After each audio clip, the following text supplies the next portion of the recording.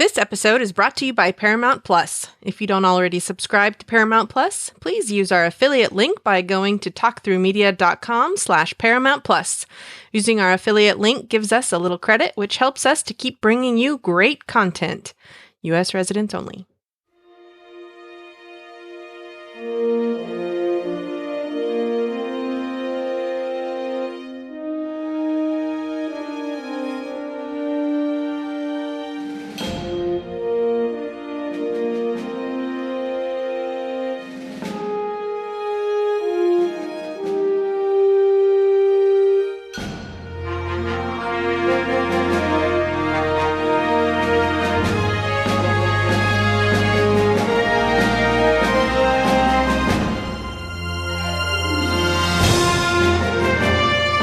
Hello and welcome to episode 68 of the Star Trek Discovery podcast. I'm Brian.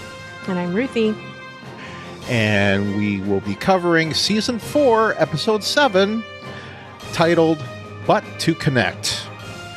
This is going to be an episode of 47s. Yeah. So that's the first of the many 47s you're going to hear me say this particular week.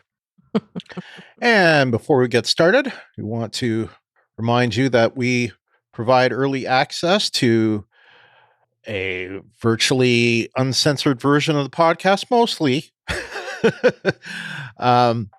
And to get that, you can go to patreon.com/Brian and Ruthie to sign up. And I'm almost caught up.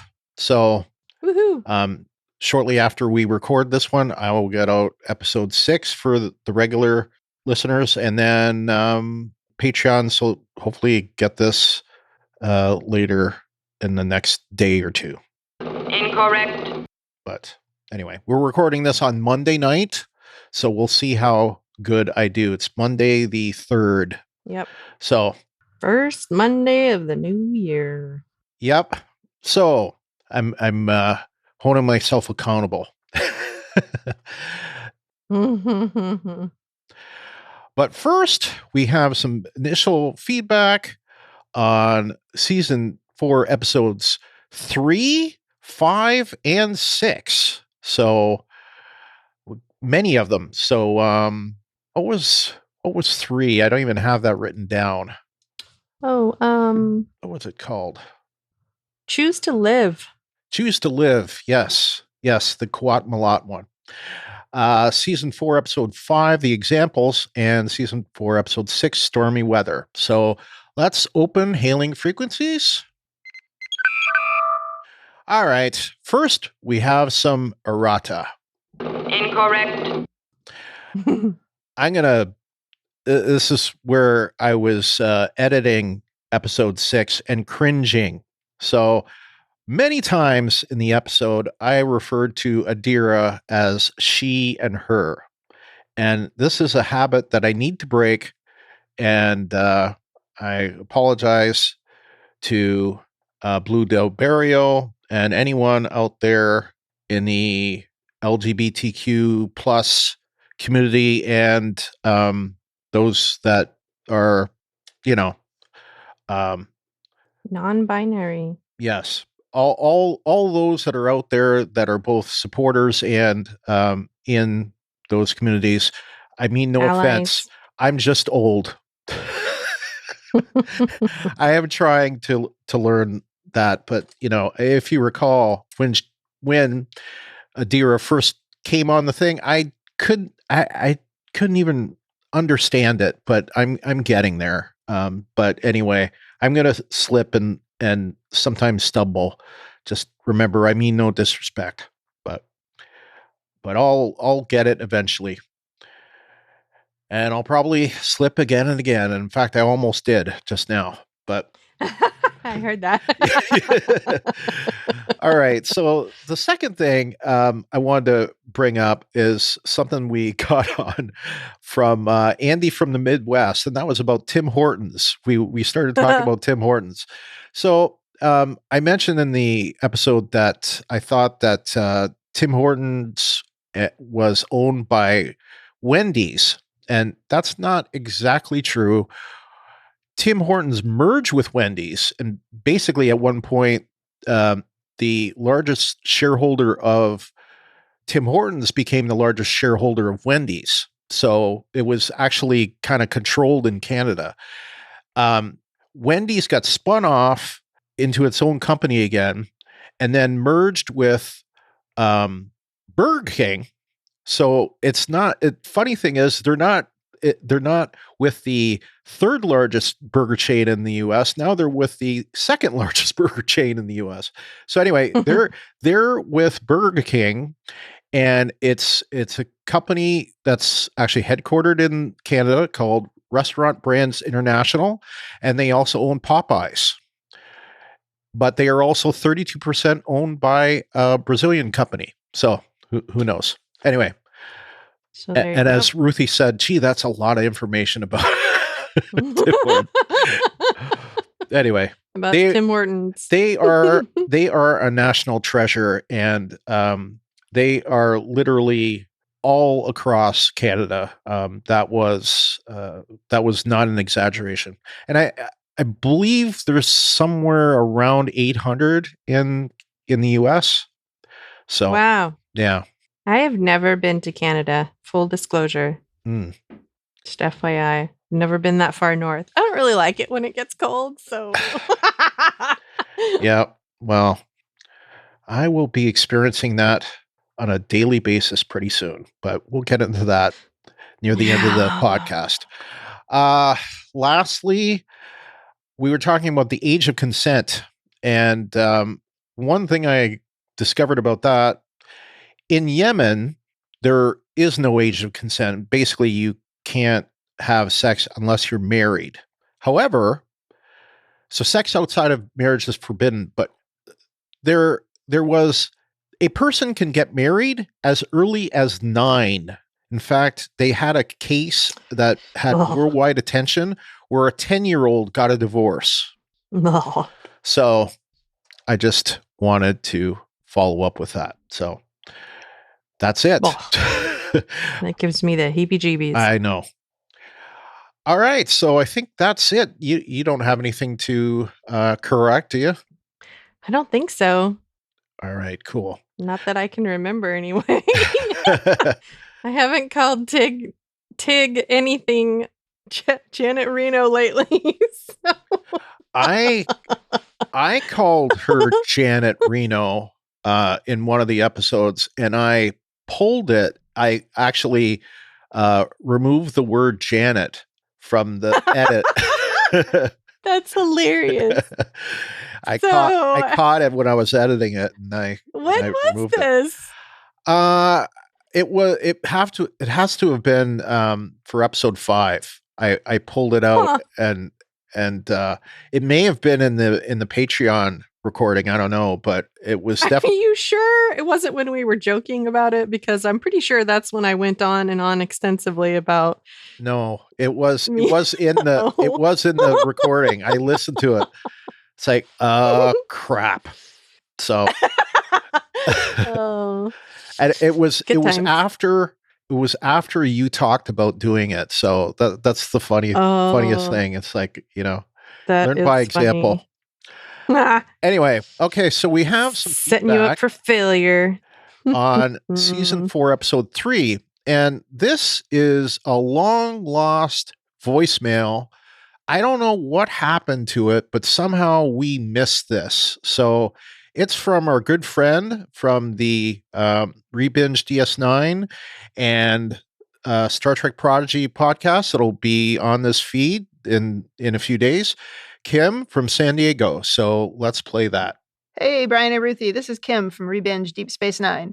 I felt really compelled to respond to some of the things in last week's podcast. I listened to the Patreon version, so I'm not sure how much of what I'll respond to is in the general release. But first of all, Brian, you took that mac and cheese thing way too personally. Tilly didn't even say she didn't like cheese. Saru said it. But even if she doesn't like it, she clearly doesn't like the cheese made from poo. You might not even like that kind of cheese. And remember, Grandpa Joe said that stuff coming out of the replicators is all slop. Secondly, Ruthie was shocked that the dead Starfleet officer gave his life saving the dilithium when he could have just let her take it. She said she wanted someone to explain to her why this even mattered. I think it mattered because they didn't know what she wanted it for. What if she was taking it to power a weapon or restart the Emerald Chain or something nefarious? It was his job to deliver that dilithium to another planet, and maybe those people are in peril without it. So I think there were many reasons why he would perform his sworn duty and stand his ground. The final thing is you were wondering about why Michael doesn't seem to like the president, and you thought that hadn't been earned. In the first episode, she was suspicious of the president's motives before we met her. She thought she was overly focused on politics and not on what was important. But after that, the president stood on Michael's bridge and questioned her decisions in front of her entire crew. I know that would make me dislike someone for a very long time. You're undermining the faith that my crew has in me. I don't think I'd like you much after that. On the other hand, when Michael questioned the president, she opened a private channel and had a private conversation, which is what you should do. So I felt like her dislike of the president was truly earned. Also, I had this revelation the other day that Michael did face the Kobayashi Maru, and she passed it when she shot Stamets out of an airlock. So the president wasn't wrong that Michael leads with emotion, but she had already proven that she could make the tough decision when she needed to. So I think Michael is right not to like her, or at least not to trust her. Okay, that's it. I sent in my feedback for this new episode through talkthroughmedia.com/feedback, but I really felt compelled to record this. And listen to Revenge Deep Space Nine. Bye.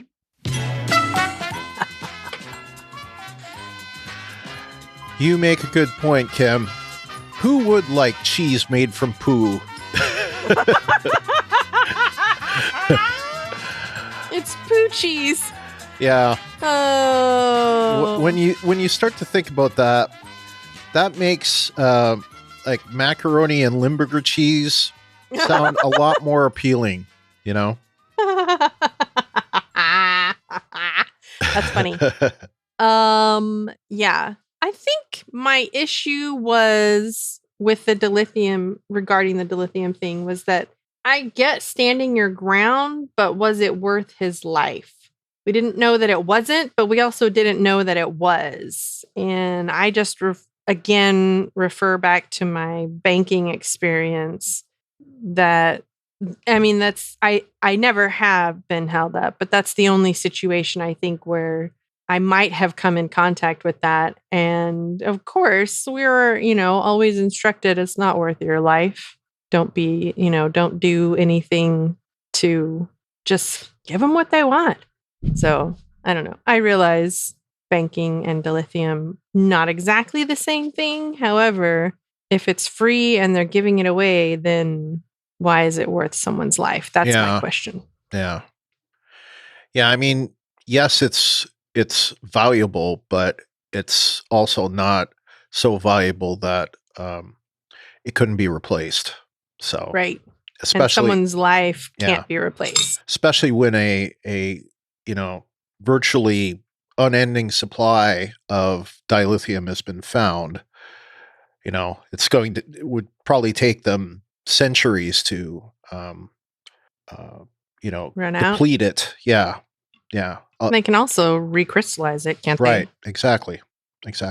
So, I don't know. That was my thing, really. Yeah. I understand your point about standing your ground. And we don't know if it's being taken / used for nefarious purposes, but again, they don't know that it's not. So right.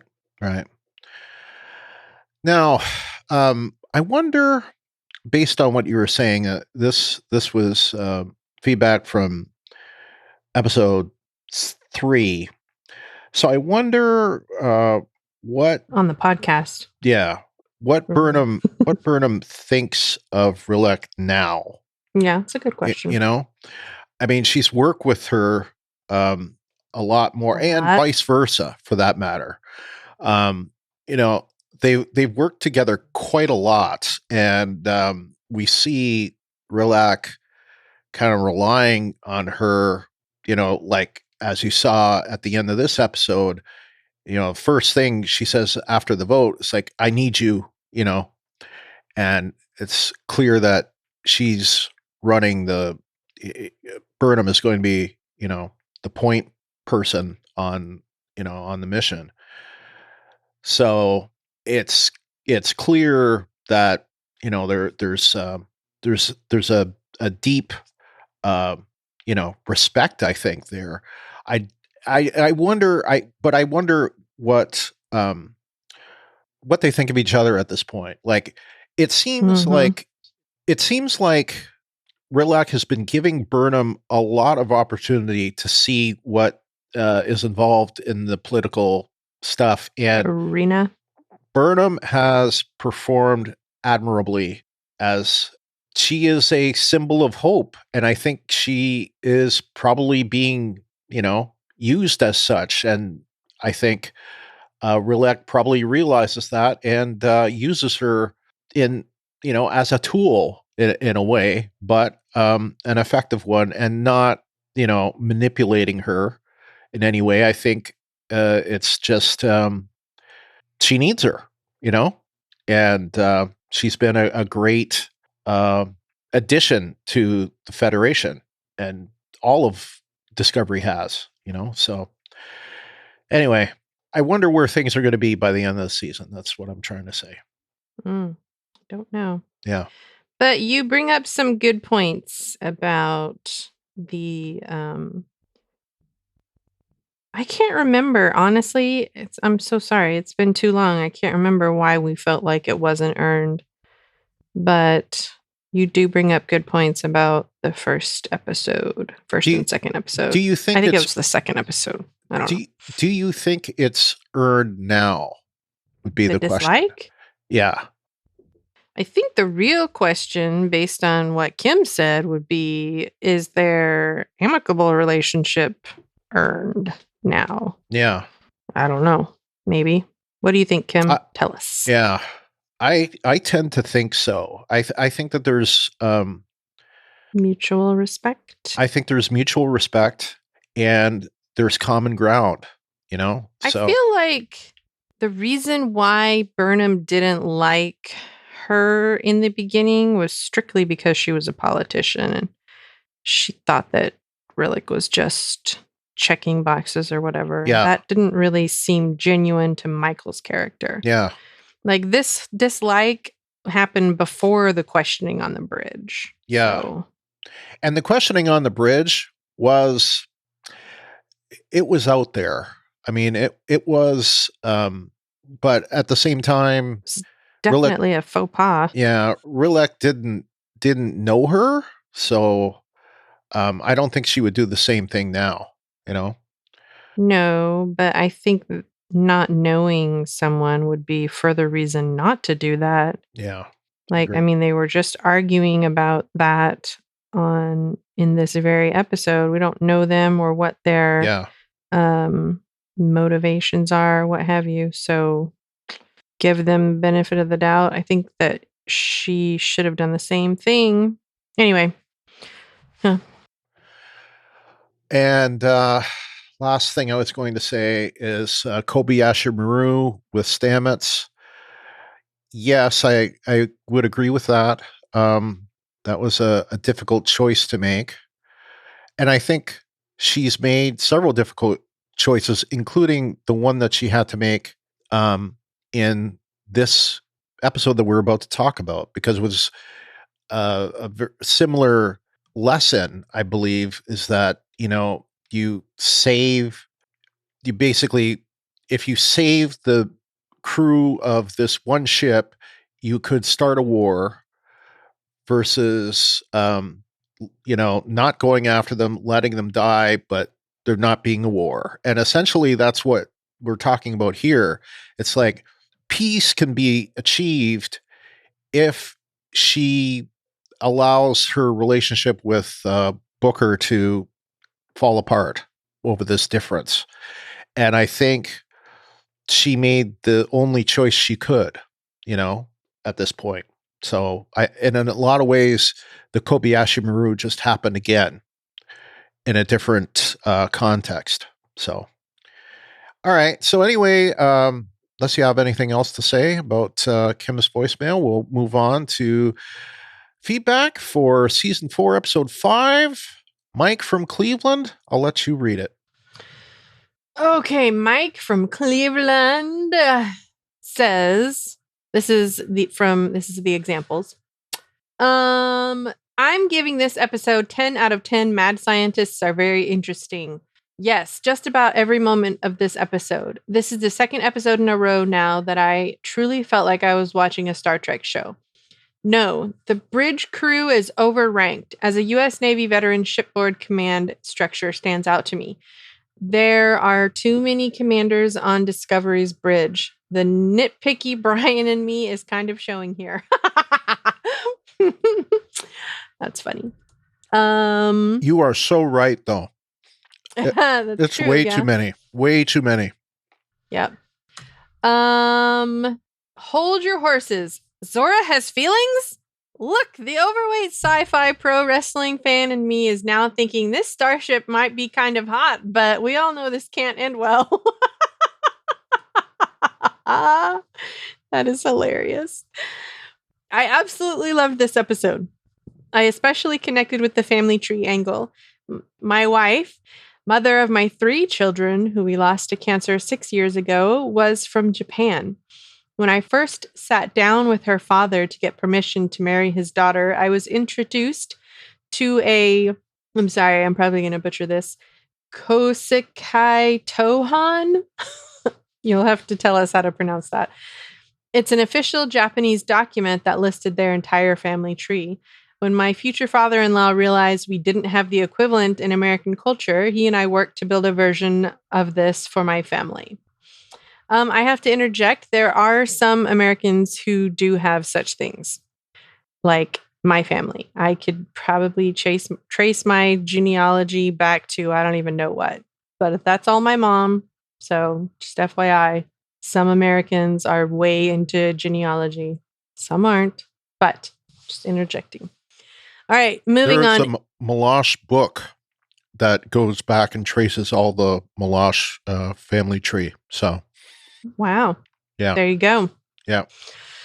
We go back some Canadians too then. 350 years into Quebec. So. Oh, wow. Yeah. Yep. That's intense. Yep. Nice. My family founded Norman. That's all I got. Interestingly, we discovered my father-in-law, who served in the Japanese Navy during World War II, and my grandfather, mother's side, U.S. Navy World War II, were both fighting in the Pacific Ocean at the same time. Wow, that's heavy. For me, Discovery seems to be finally getting back on track, and I'm excited for the next episode. # Ruthie for president. And I have to reject that. No frickin' way. There's no way I would ever want to be president. Thank you. I appreciate the sentiment. However, I must decline. I don't blame you. I wouldn't wish that on my worst enemy. And due to a technicality, I can't be president. So True. Born 1 mile from the border does not make you born in the United States. So it's true. It's true enough. And that's in the Constitution, folks. That 1 mile makes all the difference. Anyway. Okay. So I'm very sorry for your loss 6 years ago, but I'm sure it's still fresh. Yes. Sorry for your loss. That's rough. So, it's so hard to tell if a sudden death is worse than an expected death. I mean, a death is a death, but sometimes, the slow watching someone wither away, I don't know if that would be worse than suddenly someone's gone. I don't know. I don't think you can really quantify and compare, but it sucks. I've experienced both. Yeah. And neither one is pleasant. Yeah. But right on. Anyway, sorry for your loss, Mike. But anyway, let's move on to some more feedback from Mike. So more from Mike from Cleveland. Yes, Mike from Cleveland for the last week's episode, season 4, episode 6. Stormy weather. I think you submitted that episode 5 feedback like right after we recorded episode 6. So we didn't get it then. Yeah. But I saw it. I saw it come in and I remembered. Yeah. I had to go grab it. Yeah. Yeah, just came in a little too late, but it's here now. So and we always tell you guys, it's like if you miss the deadline, send it in anyway. Yep. And some people actually this time didn't make the deadline, sent it in anyway, and guess what? We didn't record. You did make the deadline. Yeah. So anyway, so Mike from Cleveland, talking about stormy weather, says, I give the episode 10 out of 10 touchy-feely, future, crazy ex-girlfriend supercomputer vibes.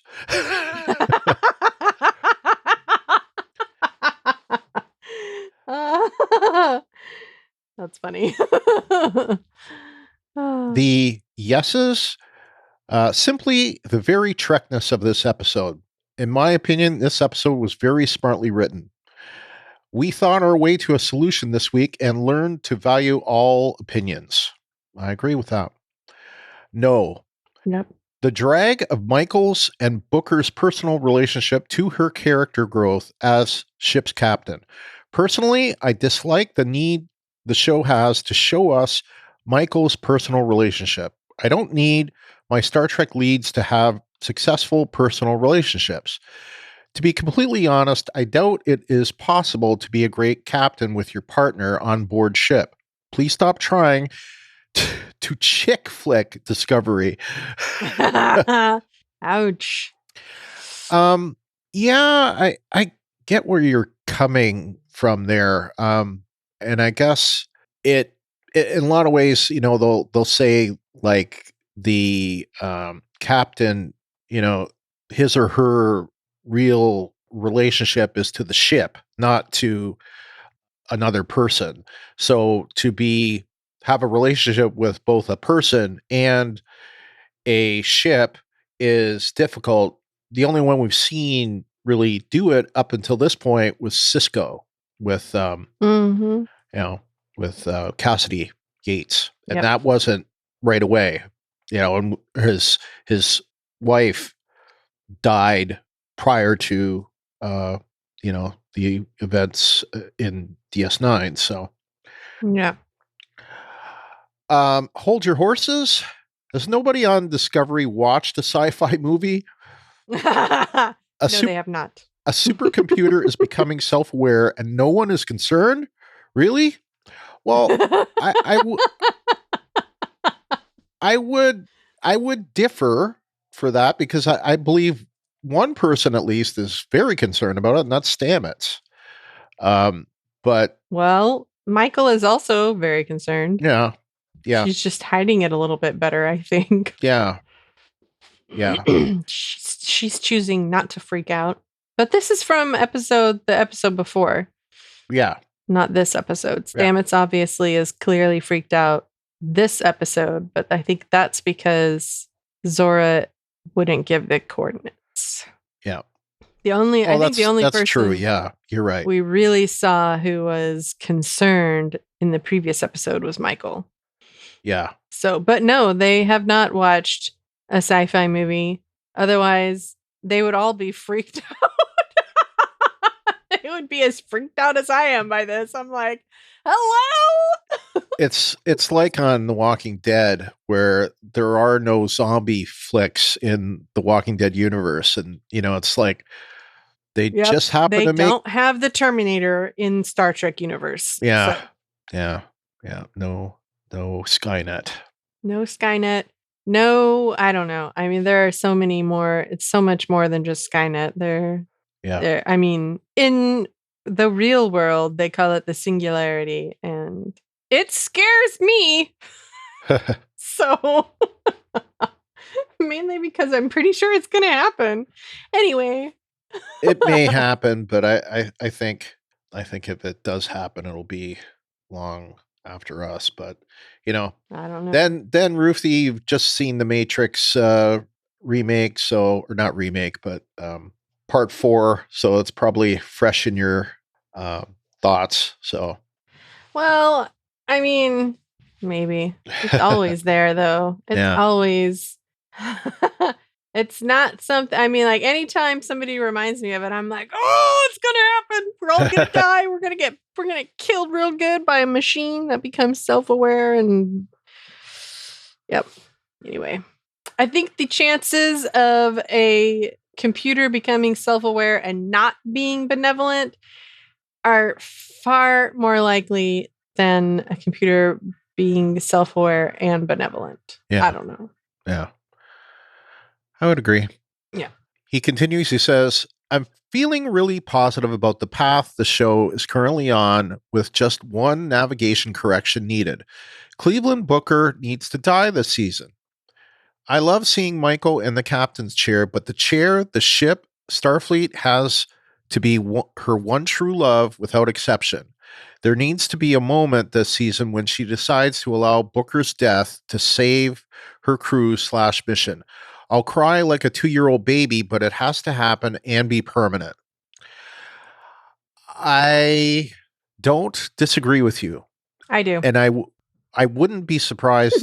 I wouldn't be surprised if this happens, but I also think that the show could very much continue with Booker a part of it. So, if anything, though, I think some of the things we talked about last week need to be better defined. Like, what is his role? Is he a Starfleet, consultant? Does he become part of Starfleet? Does he start wearing a uniform, or does he go back to being a courier or whatever? Run a freighter. I don't know, but that kind of needs to be defined, I think. So, is he going to steal the spore drive? That's funny. Yeah. Loved the continuing family tree storyline, as I did too. There's still too many commanders on the Bridge of Discovery. Hopefully they move these characters off to commands of their own soon. Yeah, see, Yeah. I think that they started them off too high. Like They did. And there was this. They should have been ensigns. Yeah, like for example, Nan, who's not on the ship anymore. They brought her in as a full commander, and it's like, well, she has nowhere to go, right? Yeah. So suddenly you make chief of and Landry before her, you make chief of security suddenly a 3-pip, full commander's position, and that does not need to be a full commander. Same thing with Stamets's position. For that matter, number one, she, at least in the cage, and I believe in season 2 of Discovery, when we see her, she's a lieutenant commander. She's not even a 3-pip. She's a 2.5 pip. So, like, why they've put so many pips on people on this show, I don't know, but it doesn't make a lot of sense. So, I don't know. I also don't like moving the pips off the collar because I can't tell anything. So, yeah, but they have definitely gotten easier to spot on the new version of the badge, because that last season if you you couldn't say tell. so. Yeah, I still can't tell. he I says. just know because people tell me. He says, I'm still a major fan of the podcast. # Ruthie, what? Oklahoma football, not USC? I think yes. All day, every day, and twice on Sundays. I think I read that correctly. I don't know, because I wasn't quite sure what that meant. Well, I know what it's referring I think you to. did. What is it referring to? Isn't it that quarterback that left Oklahoma and is now at USC? Oh, not quarterback. You mean the coach? Oh, the coach. Okay. Yeah. Okay. Lincoln Riley. Okay. See, I've already blocked it out of my mind. That's how unimportant it is. Yes, Lincoln Riley. We lost the last football game of the regular season, and directly after we lost that football game, Lincoln Riley was like, well, peace out, y'all, and left to go to USC. So. Didn't even stay for the last bowl game then. Nope, he did not. Wow. He left. We lost on Saturday. He was on a plane on Sunday. They must have made him an offer he couldn't refuse. Whatever. All right. Well, thank He wants to you. go live somewhere where his millions will be worth significantly less than they are here. That's fine. It's a personal choice, I guess. All right. Next. Oh, I guess I'll do this tiny little short one. Brian from Colorado. I'll do the next two. How about that? Okay. Brian from Colorado says, I give this one 7.5 out of 10 plot holes. Meh. I wanted to like it, but this week's story just fell flat for me. There were many great character moments, something the writers of this show do well, but there are too many loosely explained plot elements for me to fully enjoy it. I have to agree with that. I do enjoy character development, but they have to have some kind of plot to stand on. Otherwise, let's just do character pieces. I agree with you, Brian. I wasn't terribly impressed with last week either. All right. Next, we have James, the Augmented Sailor, who says, apparently you and I are in the minority, though, Brian from Colorado. That's fine. We're in good company. James, the Augmented Sailor, says stormy weather gets a 9.8 extra power under Stamets' imaginary chair. Yes. Yay! Gray had something to do. Finally. Also, is Gray non-binary or trans male or female? I'm confused because he looked very feminine this episode, and I was under the impression he was trans male. If my term there is correct. I don't mean to sound insensitive, just like Brian. I'm very new at this. Anyway, I'd like to see Gray become Zora's advocate. It definitely gives him purpose. As far as I know, Gray is trans male. They have not really addressed it. In real life, he is. Yeah. We don't know what he is on the show. Yeah.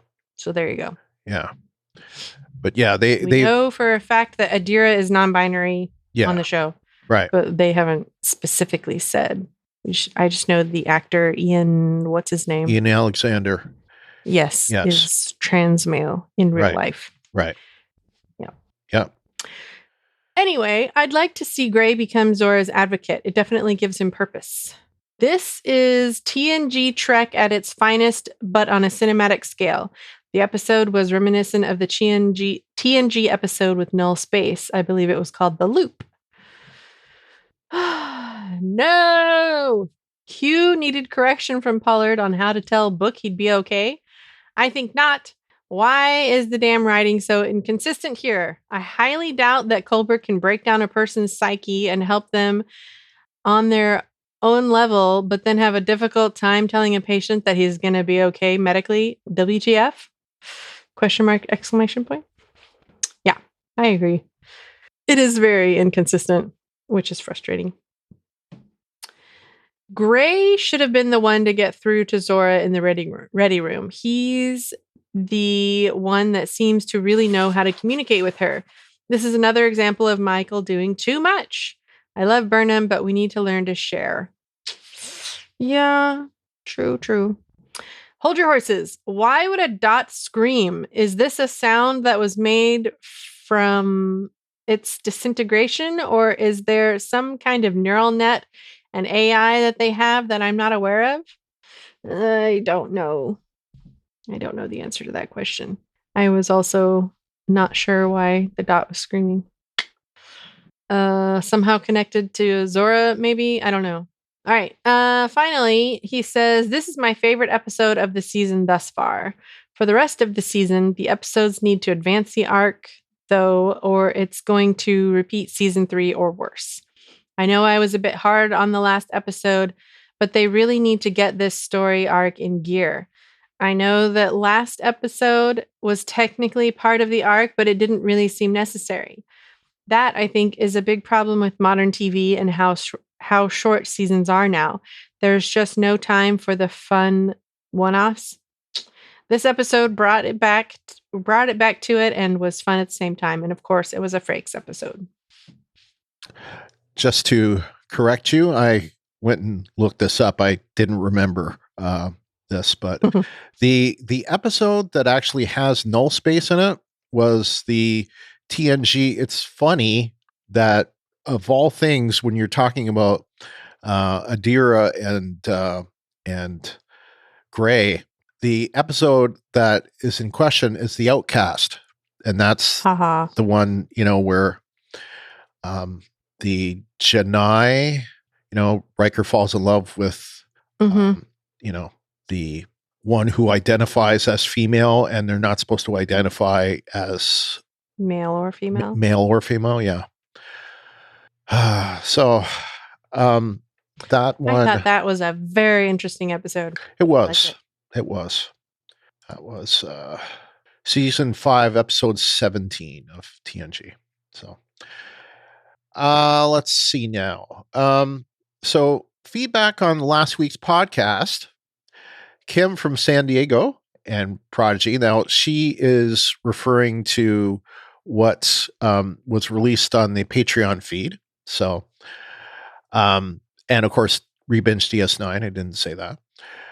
She says, Ruthie, thanks for watching out for me in the latest pod.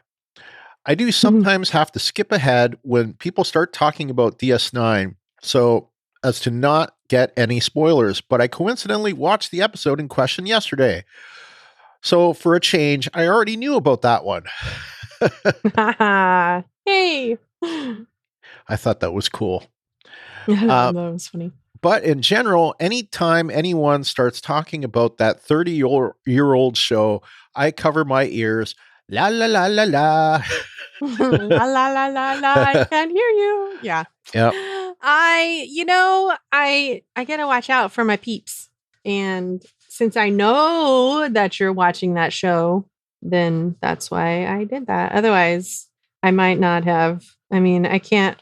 It is, after all, a 30-year-old show. Yeah.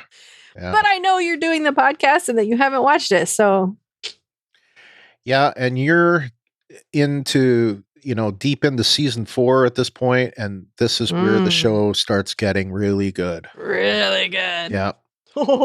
And the end of season 4, that's the episode that I sold the story premise to. So yeah.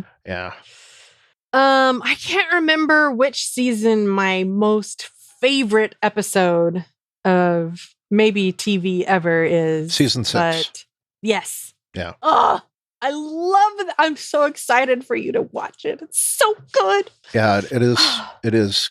It is really, really good. I know the one you're talking about. I can't think of the name of it, but I know the one you're talking about. I can't think of the name of it either, but we won't even say that because I don't want her to have any preconceived notions. Yeah, there you go. But you might know it when you see it. Maybe. I don't know. All right. I don't know. We'll have to find out if it rings as true now as it did back then. Anyway, yeah. So don't worry. We'll let you know when you watch the one we're talking about. Yeah, we will. All right, so let's finally move into this episode, season 4, episode 7. As I mentioned earlier, our first 47, titled "But to Connect." But it's not really a 47. Well, yes, I know, but this one seems to have a highlight on 47. And in fact, just as I said that, my recorder just got to 47 minutes on the recorder. And I'm not kidding. Now, listeners, it won't be 47 minutes when you listen to it, just so you know. We take out like silences and sometimes stupid stuff, but anyway, when I recorded it, it was at 47 minutes exactly. It's written by Ann Cofell Saunders and Carlos Cisco, and directed by Lee Rose. I believe that's her second episode she's directed this season so far. As well as Ann Cofell Saunders, her second written episode. The description from ParamountPlus.com is as follows. Tensions rise as representatives from across the galaxy gather to confront the threat of the dark matter anomaly. Zora's new sentience raises difficult questions. We didn't get a star date. The air date, December 29th, 2021 at 11:06 p.m. Pacific Standard Time. The runtime in our second 47 47 minutes and 6 seconds. And to that, I say, but wait, there's more. There are more. All right, Ruthie, what did you think out of 7? No, I'm kidding. 7? Yeah. Did you give it a 4? No. Oh, that's funny. Anyway, no, I did not give it a 4. What did you think of this episode out of 10?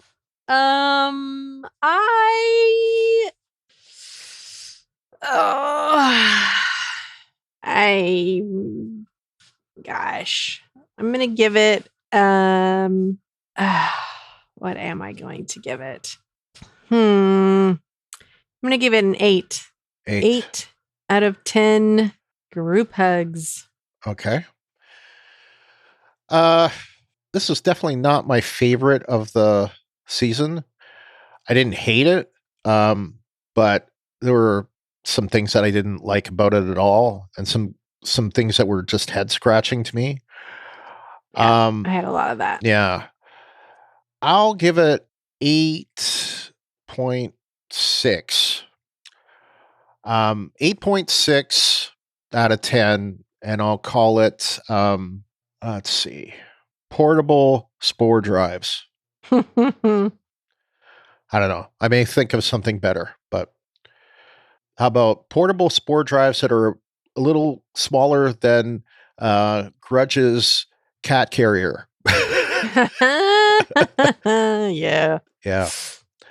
All right. So let's have our listener ratings. Ruthie, why don't you start it off? All right. Andy in the Midwest says, my rating is 6 out of 10 obsessed Ryzian scientists. My least favorite episode of the season so far. Will from SoCal gives Discovery Season 4, Episode 7. He says, I rank this episode 9.8, Diplomacy versus Violence.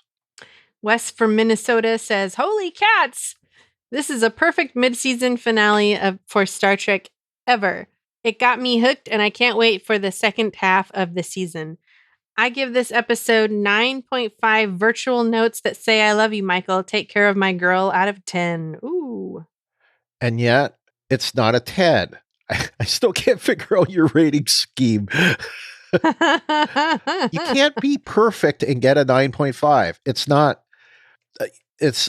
I think, Wes, you're trying to compete with LT for being the Russian judge. Anyway, James the Augmented Sailor, he says, but to connect gets 9.8. Just think, aloof disdain is next. Yeah, that's a good one. That was a good one. I did like the Grudge the cat interactions at the beginning. That was good. What did he say, or what did she say before? Something about indifference.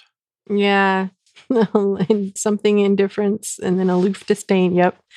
That's pretty much how the cats are. Not my cat, though. He loves me. He always sits on my lap when I record my episodes. He's such a sweet kitty. And sometimes he's not. Anyway.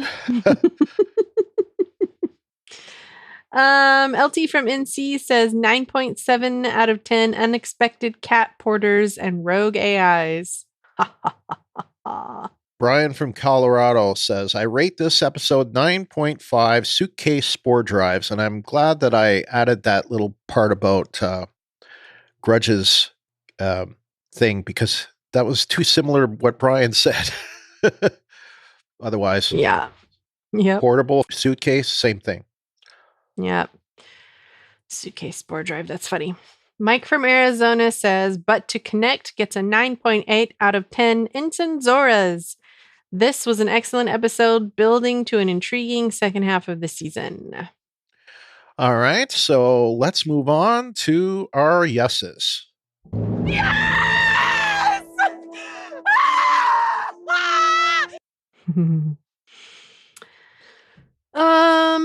Okay.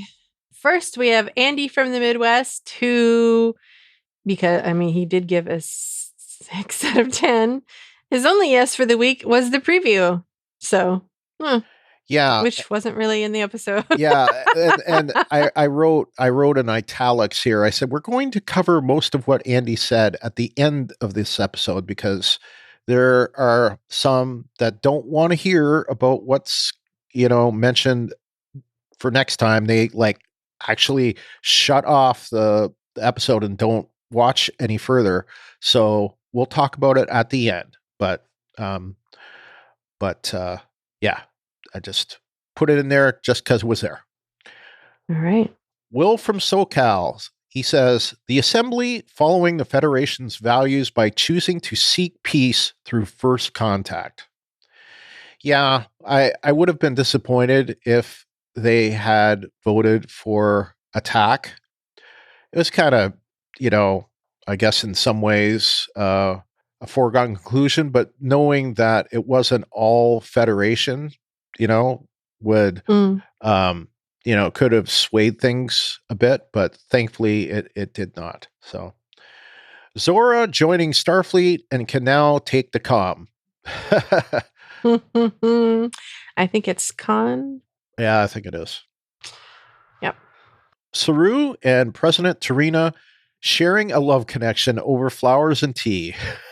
Yeah, I have to agree with that. I love the plant interaction. I thought it was so cute. Yeah, they're so cute together. It's they are. Yeah, and in a way, it's so innocent. Yes, I enjoy their non-in-your-face courtship. Yes, I agree. They oh, hey, almost like sliding a note over. Do you like me? Check yes or no. Not quite that childish, but still, like you say, very innocent. I like it. I like it a lot. All right. Next, we have Wes from Minnesota who says the assembly chose to use first contact rather than a show of force. And it was races from all over the galaxy. It shows that by the 32nd century, the galaxy is so interconnected with one another. I think I also saw a female Grand Nagus when they voted for first contact. Nice touch. Yeah, I believe it was a female. It's hard to tell underneath that, but based on what they were wearing, I think she was female. Yeah, just the fact that she was wearing clothes in general. Yeah, that too. Also, nice callback to Insurrection with the isolytic subspace weapons. Yes, and the Khitomer Accords. Finally, I think Saru and Trina are a thing, and this time I am in full support of this coupling. I see a budding romance, and I can't wait to see where it leads to. I agree. I think it's cool. James, the Augmented Sailor, is next. He says, did I spot a full Cardassian during the Federation Council meeting? Too much hair. I needed to see the neck ridges, damn it. Other than that, I immediately recognized a spoonhead. I had to change that. Recognizable. Okay. I changed it, but maybe what I changed it to wasn't worth changing it to. Other than that, an immediately recognizable spoonhead. James, hopefully my final version was good enough, but I'm going to leave all that in for you Patreon listeners. Yes, I believe you're correct. I believe that was a Cardassian. I went back and looked a couple of times, and I believe that was a Cardassian. So either that or did not look. Either that or a species that is related to the Cardassians, but I don't know that we ever saw one. I want to say we heard of one during DS9, but I might be wrong. I know we heard of there was another branch of the Romulans and Vulcans that we heard of, but I can't remember the name of them. But I don't think we ever saw them. They went extinct or something. But they were mentioned I think it was mentioned in was it Gambit season 7, the 2-parter of TNG. Anyway, moving on. Further convinced, Tarka is the creator of the DMA, or at best, flim artist. He's convincingly he's conveniently come up with a way to destroy it so quickly, as well as backstory. Was he talking about mirror stamets? If so, why isn't he experiencing the same symptoms Giorgio did, being out of time and dimension? We know that the 32nd century has other universal knowledge. A good con man with access to tech could use it to his advantage. I had a different take on it, but I don't know if the take on it still applies. I may have had other thoughts, but I just was starting to think that Tarka is a whack job. That's funny. Yeah, I don't know that he was specifically talking about the mirror universe. No, he definitely wasn't talking about the mirror universe. Yeah. If anything, it sounded like he was talking about like one of the parallel universes from Parallels. One of the 285,000 Hales, if you remember Wesley Crusher saying that in that episode. But they're like, it reminded me of Sliders almost, but I don't know. It just it's very suspect at best, and it's somewhere between insane and a con, and I'm not sure which one yet. Yeah, I don't know either, but they have written him very well to be untrustworthy, because I do not trust him. Yeah. He's too theatrical. Yeah, that's true. Yeah. He definitely is theatrical. That's a description of him I hadn't thought of until you said it, but I have to 100% agree. Yeah.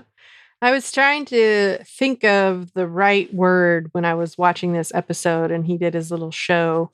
And I was like, man, it's not dramatic. Dramatic is not the word I'm thinking of. And then I was like, theatrical. He's very into the theatrics with the whole like making Saru yell too. And then the boom explosion thing. Anyway, he's very into the theatrics. But I think you're right. He is either the creator or a flim-flam artist. Nice old-timey word there. Flim-flam. Yeah.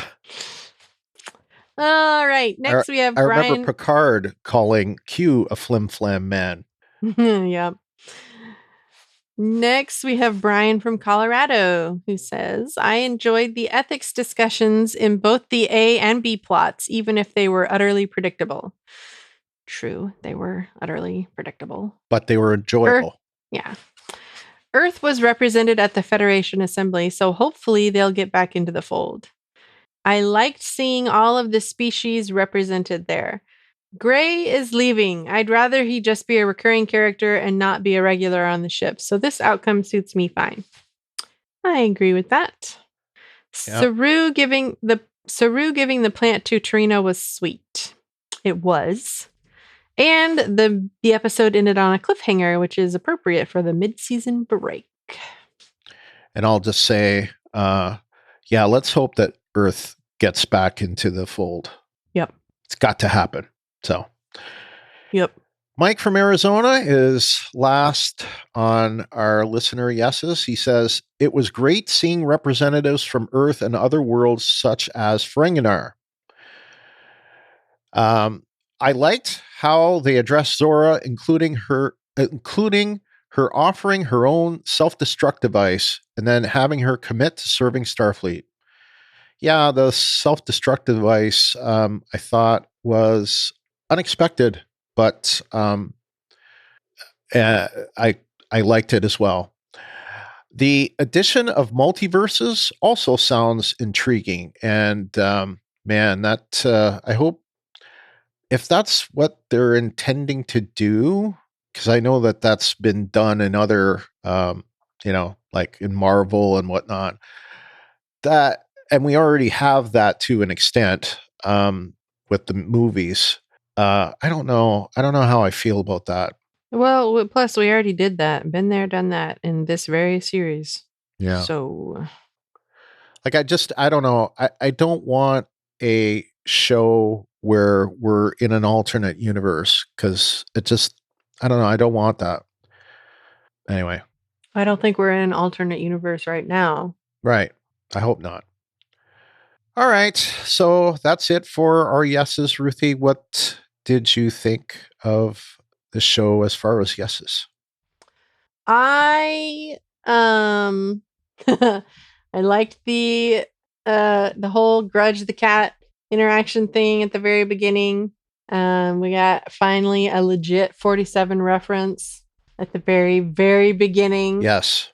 Zora says 147 something or other. Yep. 147 potential. I have that locations. I have that written down. Or what was it? Pinpoints of 147 origin points, approximately 100 parsecs wide. Yeah, that's right. Origin points. That's what it was. Yeah. So yay. Finally, we can earn that spot, the 47. Oh, that's funny though. I liked the Grudge the Cat interaction stuff, and I liked what Burnham was talking about. She can't control the cat, just the cat toy. Yeah. I thought that was good. Who is surprised about Zora's refusal to share the info? Not this girl.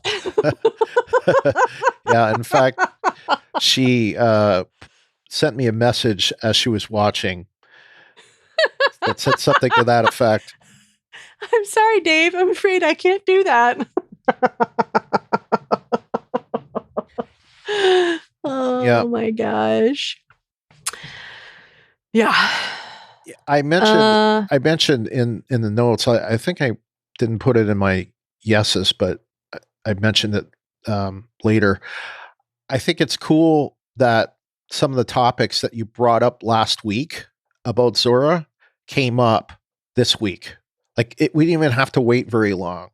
Like this, question of her exerting her, no, I don't want to do that, and all that. It's like we talked about some of that last week. Yeah. Yep.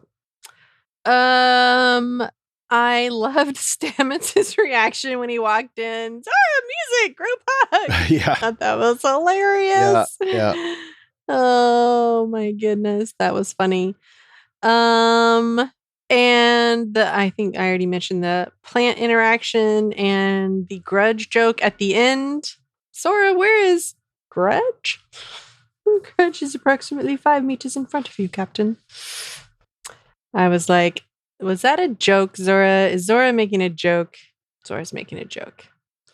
I really, really like the way that Book's ship looked when they activated the spore drive. I was like, so cool. It splits into so many pieces and then like spins around similarly to the Discovery. I was like, so cool.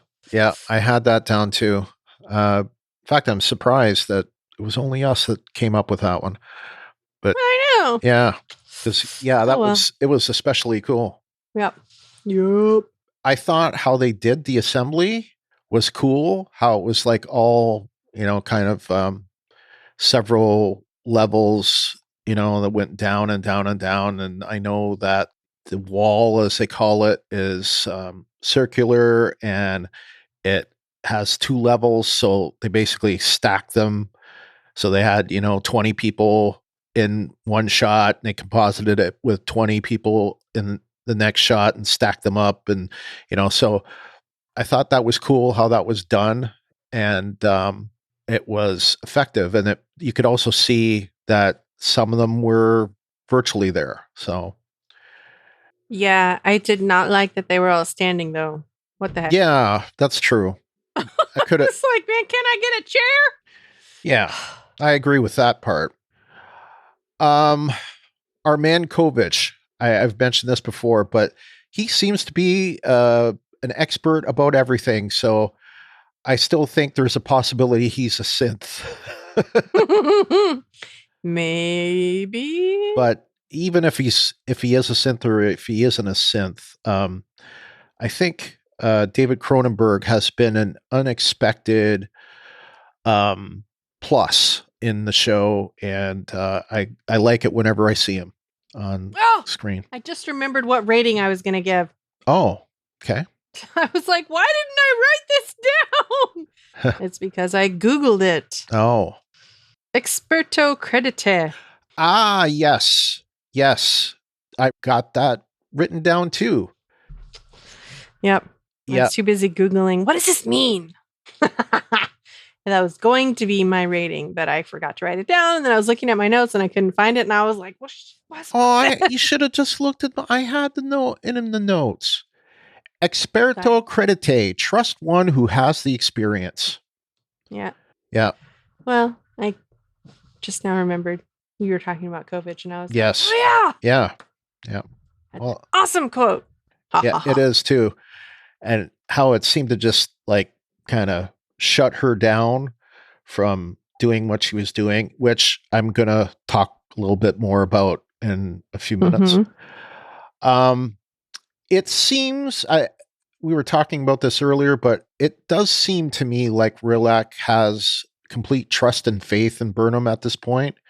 She puts a lot on Burnham's plate, and somehow Burnham is able to do whatever is asked of her, including things like this. Now, why she's there, that's something else to discuss. But for whatever, whatever thing, Burnham has, and you could talk about the Mary Sue stuff all you want, but she is an inspiration. And I think in many ways she's uniquely qualified because she comes from a Starfleet from the classic days, the old days, the forgotten days. And I think that, the Federation and Starfleet need to learn from this crew. So that's what I'll say about that.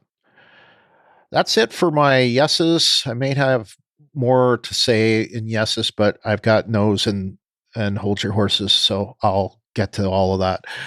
And let's move on to our no's. No. All right. We've got Andy in the Midwest.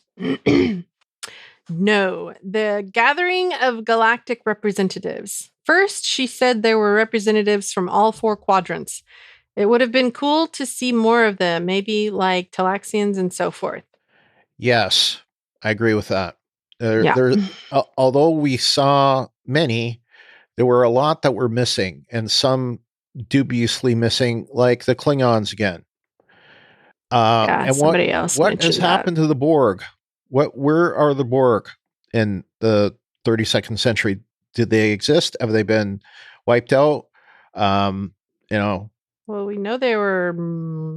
I don't know. Maybe. Yeah, I don't know either.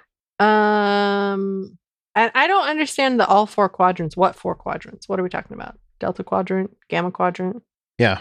Alpha quadrant. So we should have saw a founder. So how do they? How do they travel to those different quadrants aside from the wormhole by Deep Space Nine? Because it took Voyager a real long time to get home. Well, I mean, I'm assuming that the ones that are from distant lands, you know what I mean, are probably there remotely or traveling via, like. No, I don't know. That's what I'm asking. I know. They didn't have a spore drive before now, so they maybe had very fast warp drives, but couldn't travel because they didn't have dilithium. But I don't know. I don't know. Yeah. Or quantum slipstream drives or whatever. I don't know. Transwarp conduits. Sure. My guess is the first one. They're mostly the ones that are remote. Yeah. All right. Also, can anyone just beam themselves in and start talking? Yeah, exactly. And the Fed president was okay with that? but no one else wanted to talk or debate. They didn't have to show it. They could have cut away and then come back to some kind of closing statement. But it seemed like everyone at the gathering were just sheep listening and waiting to vote. Yeah. They did debate and cut away, though.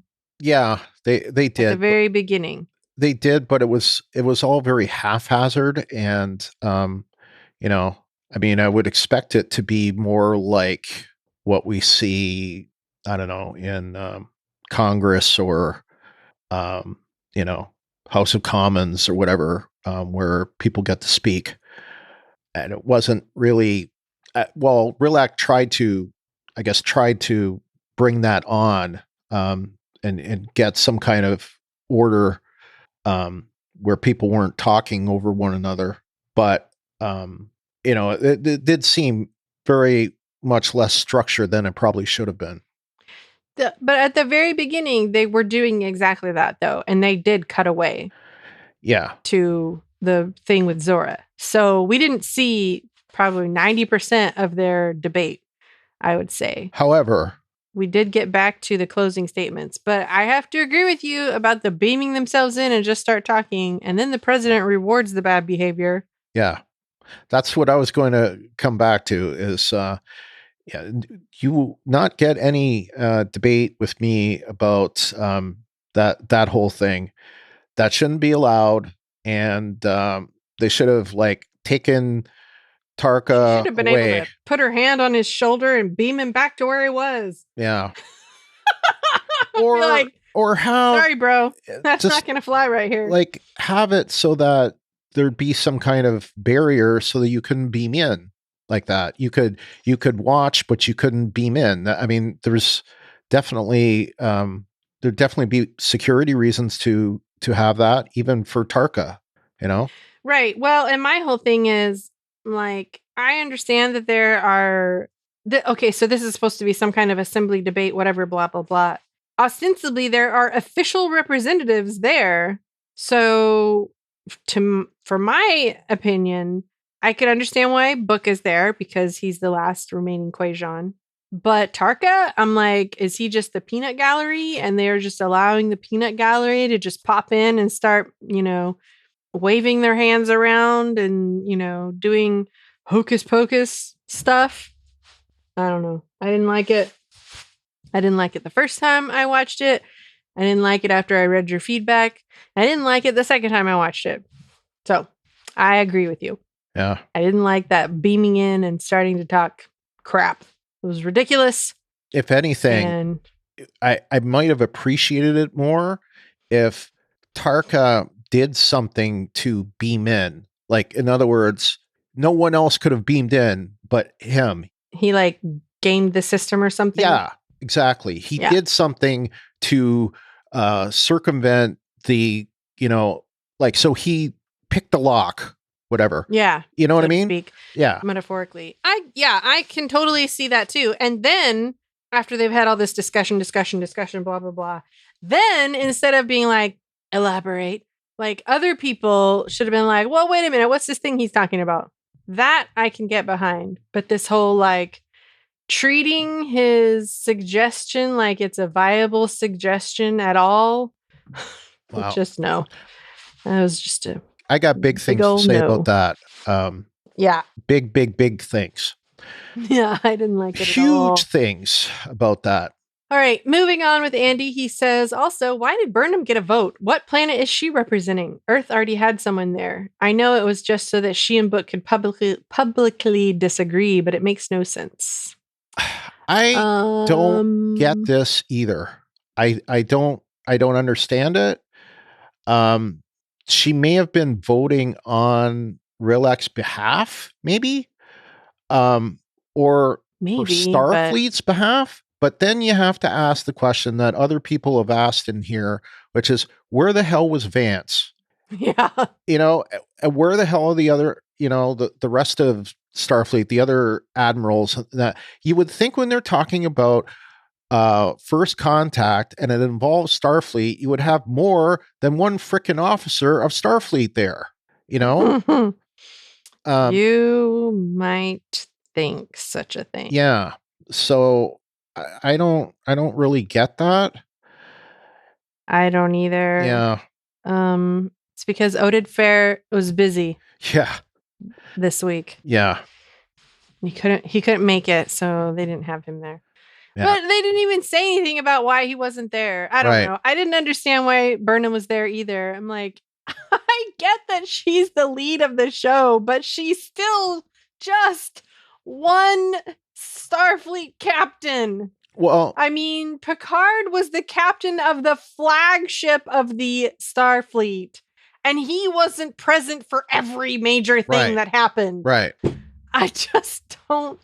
It blows my mind. I don't know why she got a vote. I don't know why she was there. And you I also don't understand any of you that. also have to ask yourself, it's like we saw this last season, where it seemed like Vance was representing both the president and Starfleet. And now it seems like Rilak is representing the president of the Federation and Starfleet.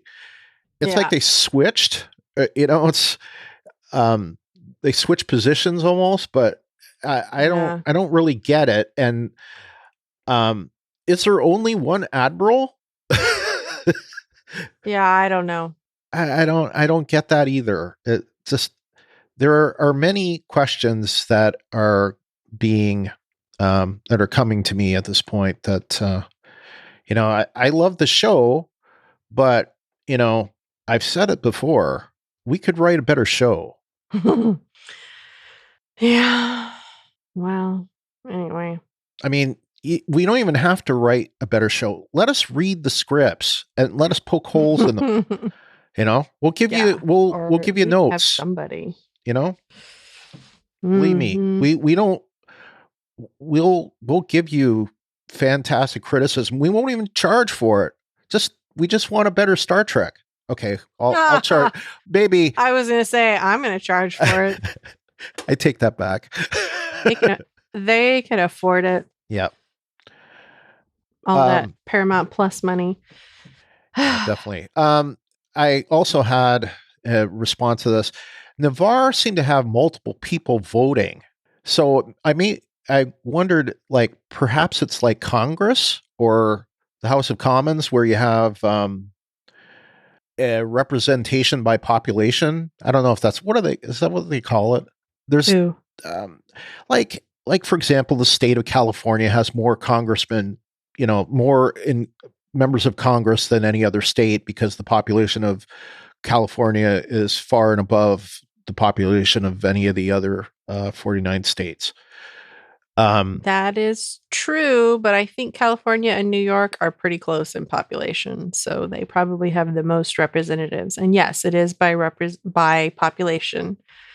So this is why. Okay. Side note: this is why senators were supposed to represent the interest of the state and be appointed by governors, not voted in by the people. They were representing the state to the federal government.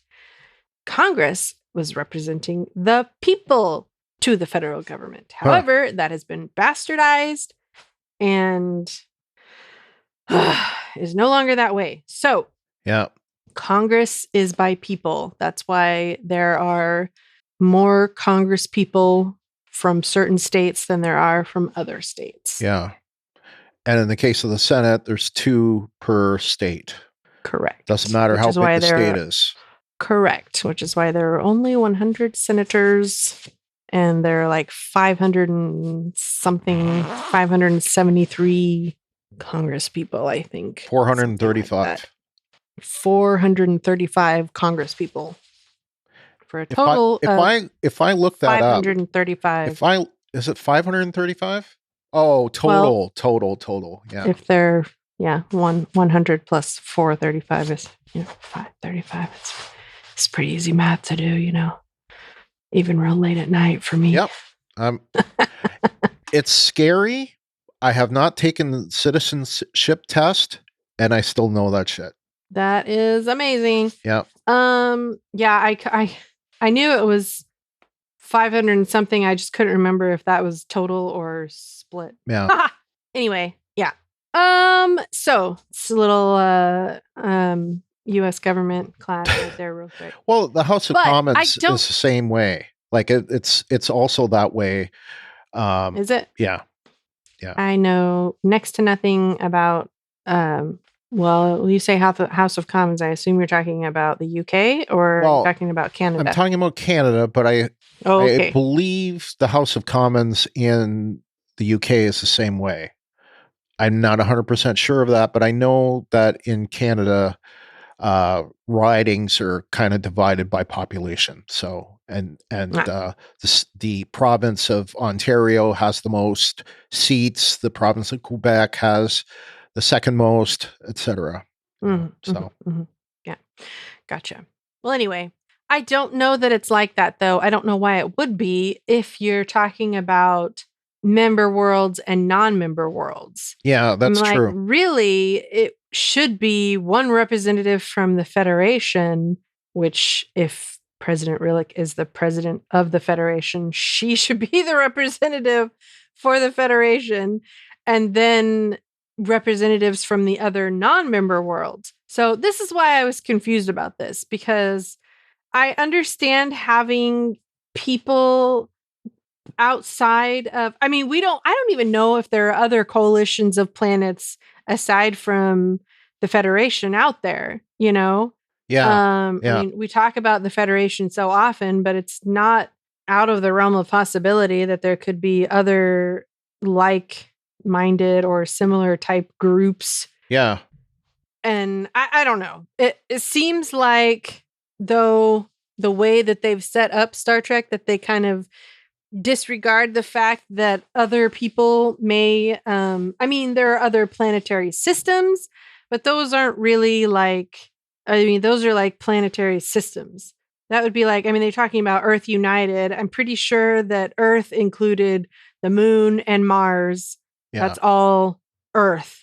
Right. Not just the planet Earth. Right. So that's considered Earth. Anything in the solar system, our solar system, would be considered Earth, and that's a planetary system. And so there are, several other things like that, like the Romulan Empire is, I guess, would be another thing set up like that. But I don't know that they are planets that are disparate from each other, or if they're all in one system. When the sun went supernova, it kind of blew up of their empire. Yeah, we've not gotten confirmation that all of the Romulan Empire has settled on Vulcan or Vulcan worlds and become part of Navarre. It may have, but yeah, you could definitely make the argument that it wouldn't be that case, and there'd be, like in Star Trek Online, there's a faction that's called the Romulan Republic, and I think there's another faction that's something else. So you could have seen things split off, and especially with the burn, it's very likely that you could have seen that. Yeah. Anyway, point is, I don't know why the majority of those people are there, and how many non-member. If you're talking about an assembly of the Federation, then I can see every planet I can see it being like Congress, every planet having their representatives, but it was member and non-member worlds. So I didn't understand how they got people together and why there were. Obviously they were the people who were there because they were major players this season. Yeah. / characters / actors, whatever. Yeah. But otherwise, that didn't make any sense to me. Will from SoCal is next. He says, no to Book betraying Michael's love and trust. I hate to see it. I can't give it a no, but I hate to see it. And Book following crazy science dude Tarka. And to that, I have to absolutely say yes. I think Book is being blinded by his grief, and Tarka is totally manipulating him. For Tarka to say that to him, And for Book to just go, oh, okay, and go along with it, I just thought that was utter crap. Mm-hmm. I agree.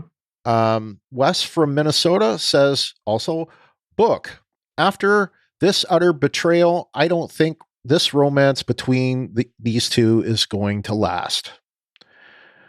I don't think it is either. I don't know. I don't know that I necessarily consider it an utter betrayal.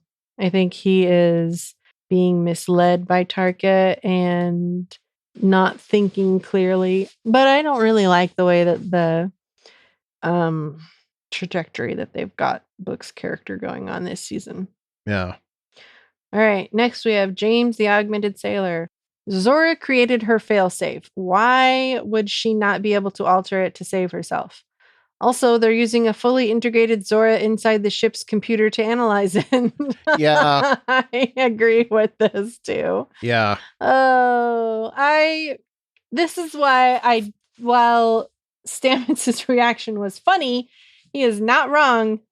I think that Kovic is being a little bit optimistic, maybe. I don't know if that's the right word, but he's being a little bit something about having his, transparency thing. I'm like, they should not be having / doing these scans and conversations on board Discovery. They should have an independent verification doing this. Yeah.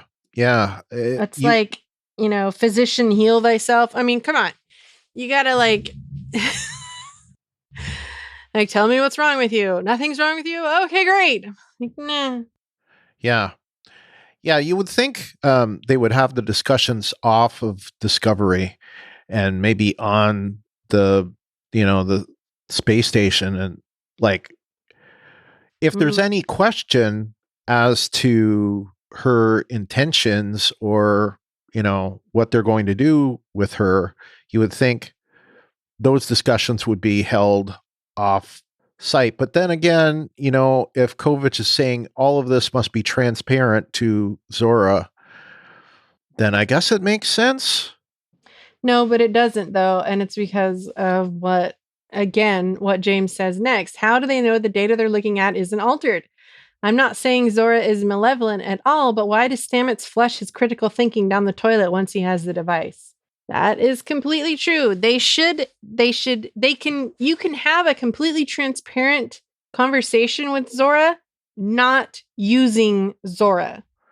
You can have a transparent conversation with her using a different system that is, was it air gapped or whatever you want to call it in the 32nd century language from Zora, so that Zora cannot have any influence or anything over this system. I enjoyed the conversations with Zora much better than I enjoyed the assembly thing. But after reading your feedback, James, I was like, oh man. Yeah. Your point here is very well taken. And I have to agree with you. Especially with the failsafe, it's like, take the failsafe off of Discovery and do your analysis of it there. Like, yeah, that doing it on Discovery makes no sense to me. So yeah. All right. Next is Brian from Colorado. He says, it was very predictable that Book and Tarka would team up and go rogue. I didn't think the alternate universe home for Tarka was well explained, and it was far too easy to install the new spore drive in Book's ship. I think that's a problem with programmable matter, though. It's far too easy to do a lot of things. Yeah, I agree. I agree with that. I think this explains, I had this alternate universe thing, I mentioned it earlier, as a TNG Parallels. And if you don't remember Parallels, that's the one where Worf, is going from universe to universe. And some of them he has a relationship with, well, I think he was married with Troy. And versus a mirror universe thing. And so Book mentions mirror universe, and he quickly dismisses that. But it made him sound like a quack to me. That's the way that I first took it. It's like, what? You want to go where? And you think he's where? And why do you think he's there? And how does he know? And there's all sorts of stuff and thoughts that were going there to me. Yeah. And was the person from there, this friend, and is Tarka implying that the scientist is more than just a friend to me? I don't know, but it seemed like he was going to a lot of effort to be reunited with someone somewhere to just be a platonic friend. I'm not saying that's impossible. It just seems, based on his personality, unlikely. Yeah. It's suspect. Definitely sus. Yeah. Next point. If ever they were to show a Klingon, this would have been the perfect episode to do it. Sadly, that species is still missing, although Burnham did mention Klingons, which is something. And I agree. And Wes from Minnesota responds. He says, I think the series has been very careful not to have the Klingons after the debacle of how they looked during the first 2 seasons. On that front, I see they actually listened to the fans and left them be. And Brian's response was, yeah, but it's frustrating. And my response... know that they... Yeah. My response to the response is, I've said this before, and I agree with the other Brian here. Like, I do find it frustrating. And this would be a perfect time to show diversity amongst the Klingon species. Like, just make them show all the kinds of Klingons and how they look, and let them be. If you do that, if you show Klingons, say from the 23rd century from Kirk TOS days, and the spiky ones from the TNG era, and the weirdo ones from Discovery, and have them all together, all showing, suddenly problem solved. And that's how they dealt with it in Picard, where they had the smooth Romulans that looked like Vulcans, and they had the bumpy Romulans that looked like the ones in TNG. And that was perfectly good. To me, it would show like diversity amongst the great houses, and there should be even more diversity, I think. Yeah, I don't understand. I feel like them leaving them alone is just a coward's way out. Yes, it is. It's not very Klingon. I don't like it. Yeah. I'm disappointed. Yeah. All right. Next, we've got Mike from Arizona. My issues were no Admiral Vance. Actually, no obvious Starfleet admirals present. Yep. I think we talked about that a lot. We did. Already. The ease with which the new spore drive could be stolen and installed with no test flights. I partially agree with that. Definitely the no test flights, I agree with. The stolen made me think of Scotty and how he disabled the transwarp in Star Trek 3. He just had to pull out a few chips. So, yeah. Well, so it was certainly stolen pretty easily. Yeah. Finally, he says how easily Book let himself be convinced by Tarka without revealing that info to Burnham. He didn't once seem to be more suspicious of Tarka and his motives. Yeah, and I think this is because Tarka has found his mark and is completely manipulating him. Well, he knows his audience anyway. Like, Book is emotionally compromised. I've said it once, I'll say it again. He's emotionally compromised. Yeah, it's a good way to put it. He's not thinking clearly. And I mean, I get it. He lost his whole planet. He's sad. He's upset. He's grieving. He's got, all kinds of emotions. But that's exactly why he shouldn't be doing things. Oh my gosh. Yeah. All right. I believe that's it for our listener knows, Ruthie, I know that you have knows, as do I. So let's hear them. I did not like Burnham's unwillingness to let the expert do his job. What exactly was she afraid would happen? Or is this more of her need for control? Yeah. Yeah. Like, honestly. I didn't like that one bit. Yeah. I in fact, that my note on that was Burnham could do everything, like even better than Kovich. Like she didn't even want to give him a chance. You know? I like that Kovich shut her down though immediately. Yeah. Like, oh, I didn't realize you had experience with behavioral analysis and AI, blah, blah, blah, whatever he said. And she's like, no, but what? And no, but nothing. He didn't do it in like, like he didn't like dress her down or do it in an insulting way. He just, made her kind of realize it's like, look, I know what I'm doing. Right. He was really matter of fact about it. Yeah. Yeah. And I appreciated that. I did too, which is why I really like him a lot. And I'm like, and I don't understand.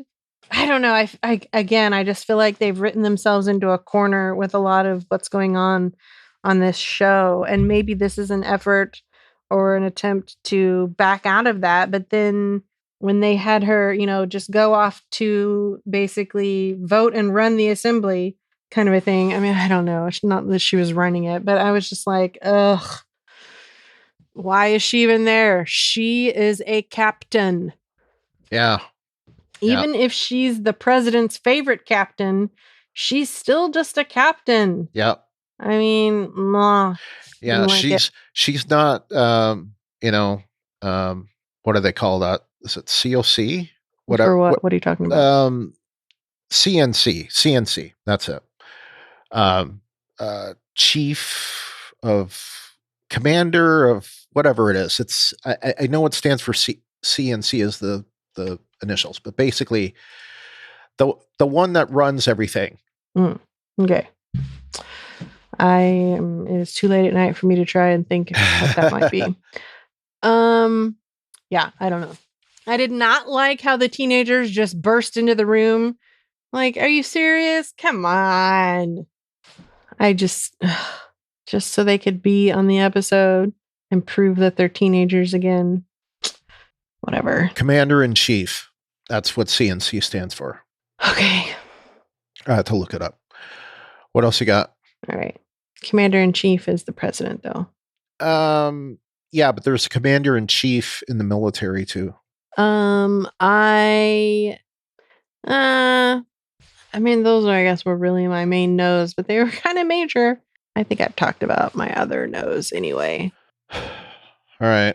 Well, most of my other stuff is probably just hold your horses. Yeah. I'm going to talk about these out of order, but I guess the first one there that's in order, I might as well get this right out. I've had my own issues with mental health. The COVID time has not been a great time for me, as Ruthie knows. But as such, I don't want to sound insensitive, but Tarka to me sounds like a whack job. He sounds like he's delusional and hallucinating of a world with unicorns, pooping rainbows, and ice cream. Like, what? Okay, even if he goes to this other universe, what does he expect? He's already experienced these things in his own universe. He's already experienced the burn. He's already experienced the Emerald Chain. He's not going to go to a universe where these things didn't happen to him. So what's the point? Yeah. It's like when a person wins the lottery, it doesn't change who they are. It just gives them a bunch of money. And it's not going to change who they are. So if they, weren't good with money and, blew money on, stupid stuff and gambling and, whatever else. They're probably substances, various other things. I don't want to get into details. Let's just say less than savory Yes. activities. Yes. They're going to do the same thing. So my point being is that even if he gets to this this paradise that he's talking about, it's not going to change who he is. Mm-hmm. You know, and what's to say that him going there doesn't he doesn't bring everything with him, you know? Yeah. So it's crazy. He it's crazy talk to me. And how is he ever going to find this person, right? It's like there's in a whole new universe. Yeah. The universe is pretty big. It's not like, you know, oh, I've got this, you know, I'll have my cell phone on, and wherever you are in the universe, you can just call me and I'll pick it up. Yeah. I mean, on the one hand, I understand that changing your circumstances can be beneficial to your, you know, situation or whatever. Like getting out of a bad situation can help you change aspects of yourself. However, there has to be more than that. And what's to say that this new universe that he's going to doesn't have its own problems? Right. Yeah, exactly. It may have avoided the burn, and it may have avoided the Emerald Chain, but it, you know, had its own problems. Like maybe the Klingons won the war, and, you know, or the Dominion took over, and or the Borg, you know. So it's just it's just oversimplifying, and, you know, someone as smart as Tarka, as he claims to be, should understand that going to another universe doesn't, you know, anyway. I think I've made my point pretty clear here. Yeah. Agreed. Adira and Gray coming to Zora's defense, I kind of think I understand why they were there.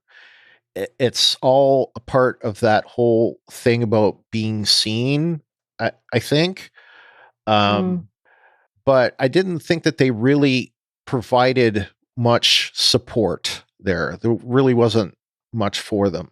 So no, and I did not like the way they were like, just showing out, acting the teenagers that they are. Yeah. Bursting into the room. Yeah. Don't kill Zora! Or whatever they were saying. I'm just like, oh my gosh, just eye roll. That's all I've got for you. Yeah. They should have been dismissed. Go back to your duties, whatever.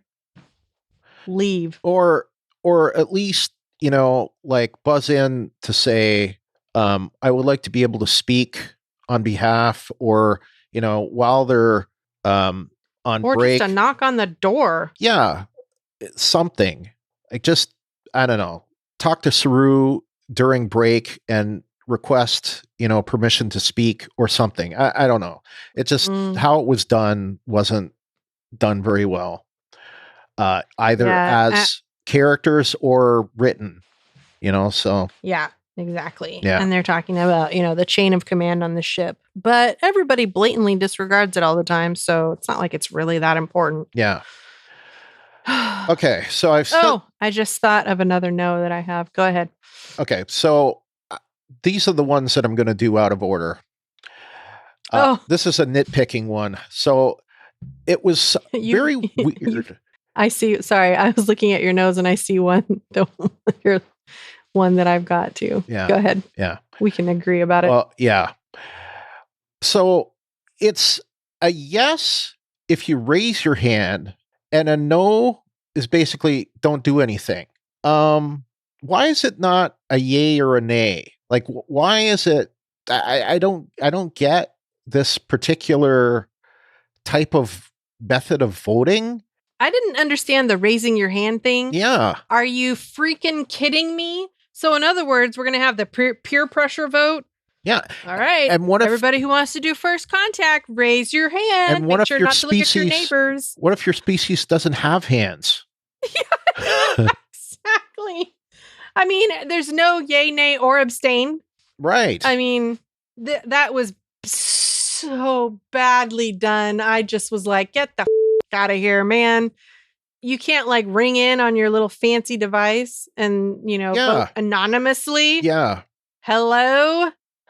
Well, Closed ballot, anyone? I didn't so much have a problem with that because you didn't? That was my hugest problem. The open vote? Yes. Okay. I mean, look at your neighbors and be like, oh, well, everybody's voting this way, I guess. You don't think that people would be susceptible to peer pressure? Yeah, you're at right. all? Yeah. I mean, come on.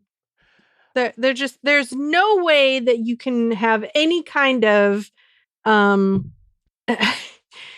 real unbiased accounting of what people really think right by doing it that way. You just can't.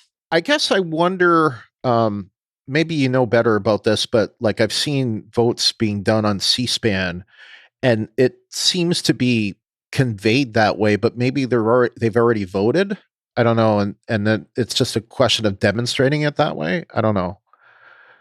Like you'll hear. Well, I don't know much about what goes on in Washington, but from what I understand, people pretty much already know how they're going to vote before they get in there. Yeah. So, I mean, that's the whole like politicking thing. Yeah. And why people, do what they're going to do. So, yeah, and I don't know. The thing I definitely don't watch C-SPAN. The thing that I didn't get though is like you would expect if they were going to do it the way that they did it, call to vote, because if someone doesn't vote and they're not called to vote, how do you know that they're a no? Maybe they're just taking a long time to decide, So that I didn't understand at all, because we see that wasn't very... we see the yays and the nays basically forming as they were going, and anyway I just didn't get it. That was, I think, really poorly done. So the last one, and probably my biggest one, is it's presented as either we do a first contact or we attack them. And it's like, why? Why is that? Yeah. Why is that a mutually exclusive thing? To me, it's simple. You try a first contact, and if that fails, then you blow them up. Like I didn't understand why it had to be A versus B. Why couldn't it be try A, and if A doesn't work, then go to B? Yeah. But that's not even that's not even brought up. Yeah, and why were there only two options in the first place? Like, that's a good point. I don't know what other options there might have been, but surely with a gathering that large with that many different peoples, they could have had more than just two options. I don't know. It was very, and I didn't understand. Like, I was like, so he didn't explain this weapon very well, but we're gonna throw it on the table anyway.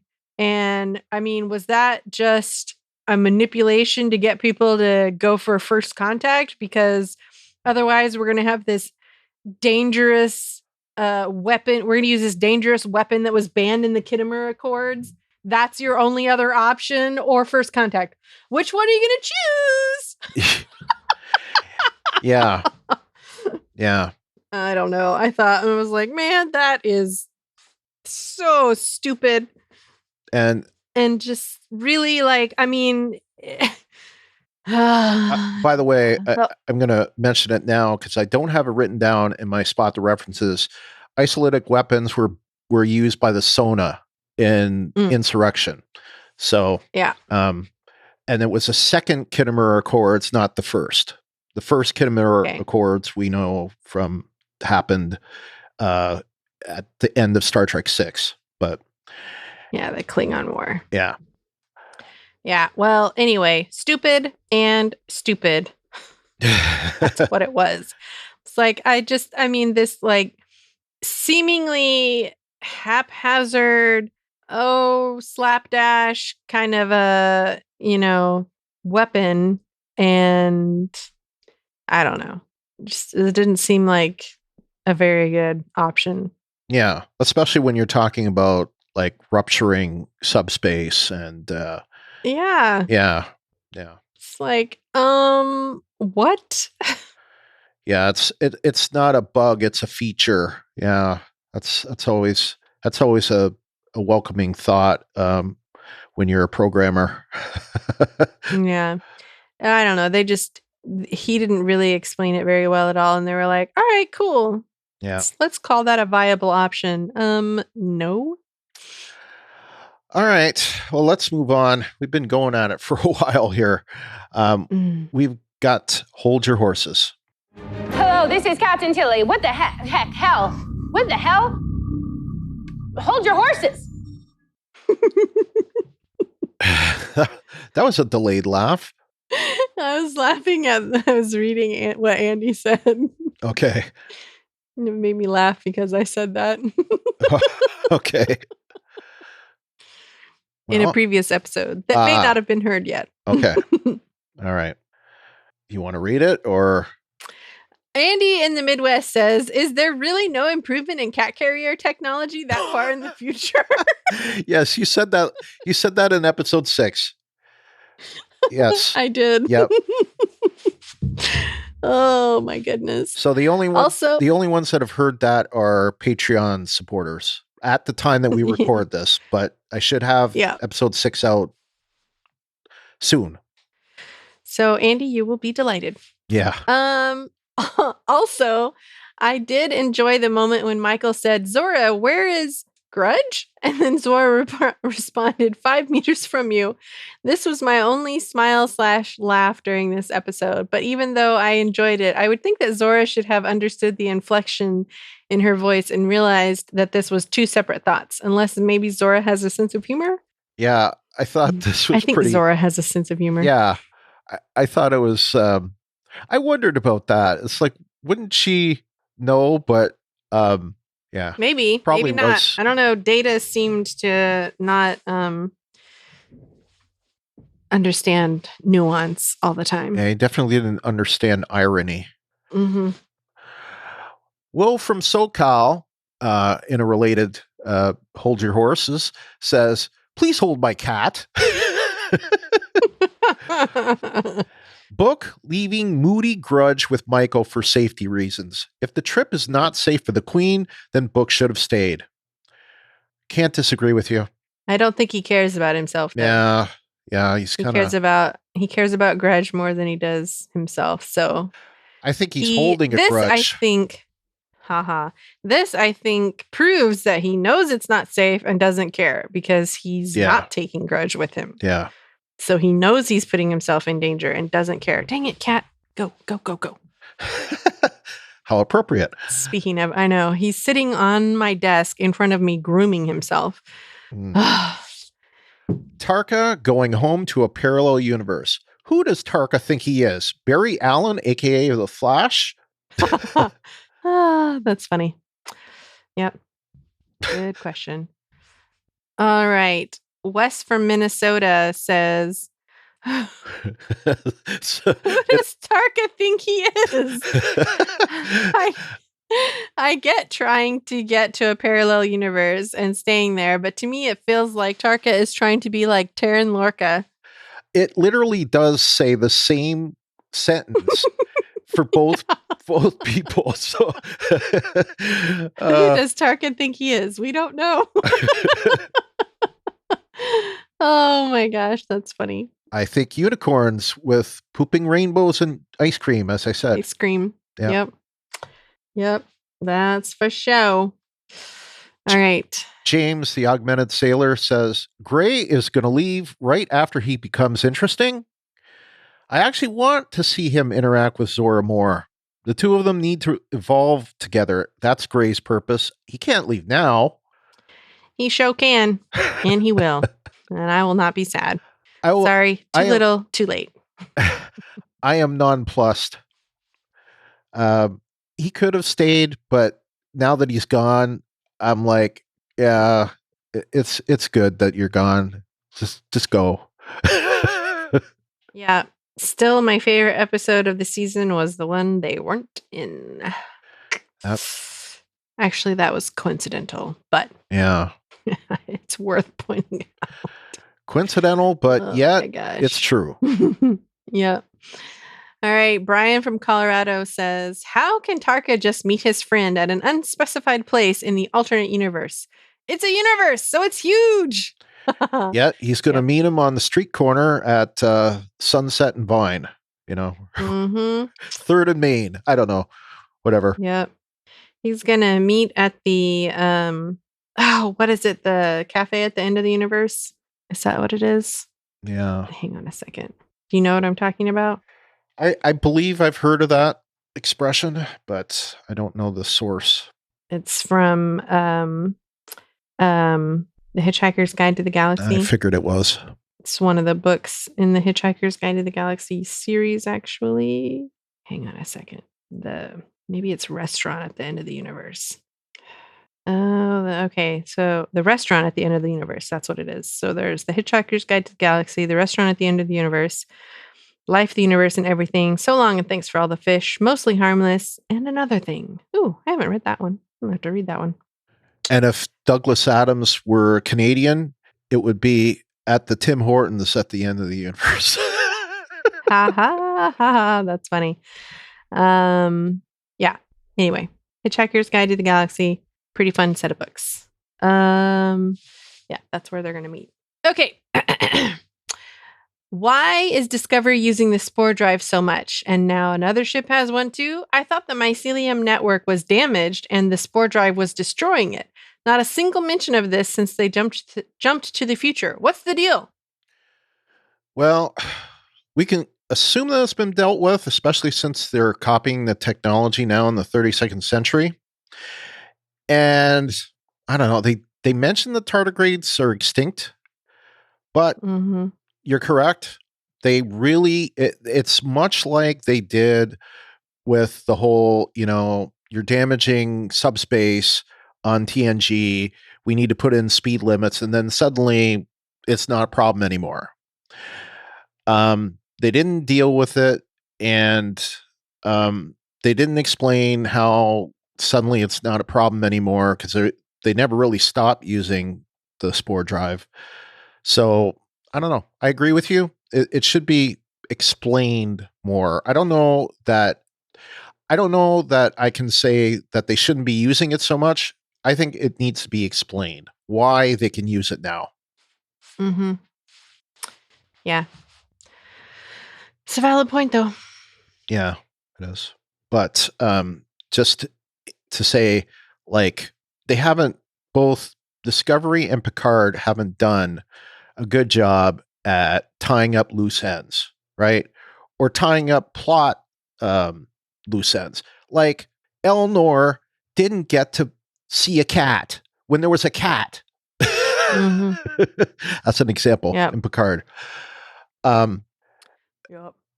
So both shows can do a better job at, explaining these kind of things or tying up loose plot ends. And I don't understand why they don't do it better. All right, Ruthie, what kind of hold your horses stuff do you have? I don't understand why the president has to remain impartial. That made no sense to me. I don't believe the whole I'm going to blow up the DMA, but not the power source. Yeah. Really? Okay. Sure. More like he's going to blow up the DMA and use the explosion to do his whatever he's going to do. That wasn't explained either. It wasn't explained. None of it was explained. Yeah. How was he going to get the power source out of that by neutralizing the DMA? By blowing up the DMA with an isolytic weapon, but the power source will be fine. Yeah. Really? How many times have you blown up a device, but the battery was left intact? Really? And Book is just like, okay, no questions about this. Like, how is that going to happen? I mean, how does that even make any kind of sense? Yeah. It's like, It doesn't. hey, this laptop was on fire. Here, quick, get the battery out of it. It's good. Yeah. Yeah. More just don't. like the battery set the computer on fire. Exactly. I was going to say, like, the battery blew up. Yeah. And that's how you blow shit up. You ignite the power source. Yep. Ugh. Anyway, whatever. Yeah, I agree. So that was stupid. I thought they made way too many leaps with Zora. Like, their logic leaps were not really like, oh, so because of this, then this. I'm like, what? No. that didn't make any sense. And the was it? They didn't really debate the method of I think I talked about that. They didn't really debate the method of destruction before they just decided, oh yeah, cool. We'll do that. Yeah. But I think I already talked about that. I think that's mostly all I've got. Oh, applause. Really? Oh, yeah. Yeah. Come on. This isn't the forum for that. Stupid. Yeah. You know, I hadn't thought about what you just said about the conclusions, but now that you say that, it is kind of odd that they would come to the conclusion about, well, that means that Zora is a new life form. It's like, well, why is she a new life form? Because she's dreaming. Well, why? How do you know that those are her dreams? Yeah. How do you know? These are leaps that are just and we have shown that there was one thing that Kovich said. He added this caveat, and I didn't catch it until the third time I watched it. But he said, unless programmed to do so, that not androids, but AIs, AIs can't dream unless programmed to do so. Because we know that, for example, Data and Soji have been programmed to do so. With Data, he didn't start dreaming. With Soji was dreaming, and that's how, you know, the whole subconscious, you know, came out, dealing with the elements that would, you know, I guess, any kind of like evidence that made it look like she was not a regular woman, you know, that she was human, that she had superpowers or anything, like, you know, super strength, super intelligence, whatever. So that made me, okay, I can base it beyond that, but that's not to say that, like, how do you know that this isn't just a form of programming? Right? So that's kind of where I was with that. But yeah, the conclusions that were that had been brought along, I didn't completely get why they reached those conclusions. So I think that's all I'm gonna say about that at this point. All right, let's move on to our listener feedback and open hailing frequencies for a second time. All right, we've got another voicemail. Jeff X-Force11 keeping that streak alive with his voicemail this week. Hello, Star Trek fans. It's Jeff X-Force11 leaving my feedback about Discovery, but to connect. I like the dualistic styling this episode of the conversations about how to approach race 10C and Zora. I appreciate that they are defining her as an entity on her own, a new species as opposed to AI, And I agree that that's how it should be. I am liking that she is wanting to submit herself to be a part of the Federation and Starfleet and be a more active role in the crew's lives. And so I appreciate that they're approaching it this way, in a way that makes more sense and will add to the story. I am very interested about the story we're going to get after our mid-season break of the Discovery and the crew going after Book and I forget the guy's name, but I am just loving Discovery this season, and I think it's really because of the characters. Once again, I would love to see more depth with the bridge crew, and maybe in this next section we'll get to see some more of that. But I'm really appreciating what this series is giving us, and I can't wait to see what's next. All right, those are my thoughts. X-Force is out. Well, thank you so much, Jeff, X-Force11, for your feedback this week. Keeping that streak alive. And I am looking forward to the second half as well. So, I don't really have anything to add on Jeff's feedback. Me neither. All right. Just that I'm glad that you're enjoying it, Jeff. Yeah. All right. Next is from Andy. You want to read that one? All right. Andy in the Midwest says, normally I don't mind a lot of talk if there is good character development or advancements in plot. I feel like this episode was light on both counts, though. Nothing really happened until the end. Agreed. Were there females on Quajon? I only recall Book's brother, nephew, and father, and I don't remember him mentioning a mother or any other female. I'm assuming that there are, because Book has never given an indication that his relationship with Michael is unusual for his species. But I just don't recall any females. It's a fair point. Me neither. How does Tarkin know that I agree. How does Tarkin know that the universe he is trying to get to is such a utopia? I am only assuming he has never been there, or else he would have just stayed. So how does he know it is so perfect? He reminds me of a character in the Dr. Seuss book. I had trouble in getting to Sola Solu. He wants to escape his problems, so he goes on a long, treacherous journey to a place where there are supposedly no troubles at all. When he finally gets there, he can't get in because of a problem that is preventing anyone from coming or going. So he decides to just go back home and face his problems head on, instead of wasting his time trying to run from them. Happy holidays. Well, thank you, Andy. Yep. We kind of talked about the very same thing, you know? Yep.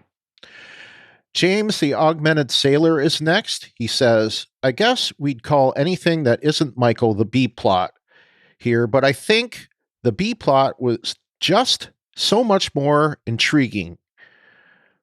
People engage in an intelligent discourse, not necessarily agreeing, but trying to explain why they feel their thoughts and their logical path to a conclusion was right. Sometimes when we just understand we're all looking out for each other and not trying to be a troll against one another, being able to come to a resolve. Yeah. I agree. I like the B plot better. Yeah. The A plot with Michael, however, seems to show people today and how we're just not connecting and arguing just for argument's sake. Putting one another down just for a differing opinion, that didn't necessarily happen here, but you could feel the tension in the CGI-enhanced environment. It seemed like a hawk and dove trope that's just been played out. And if you think I'm referencing a DC Titans couple here, go a layer back. I really love the duality of this episode, and it really is my favorite of the series so far.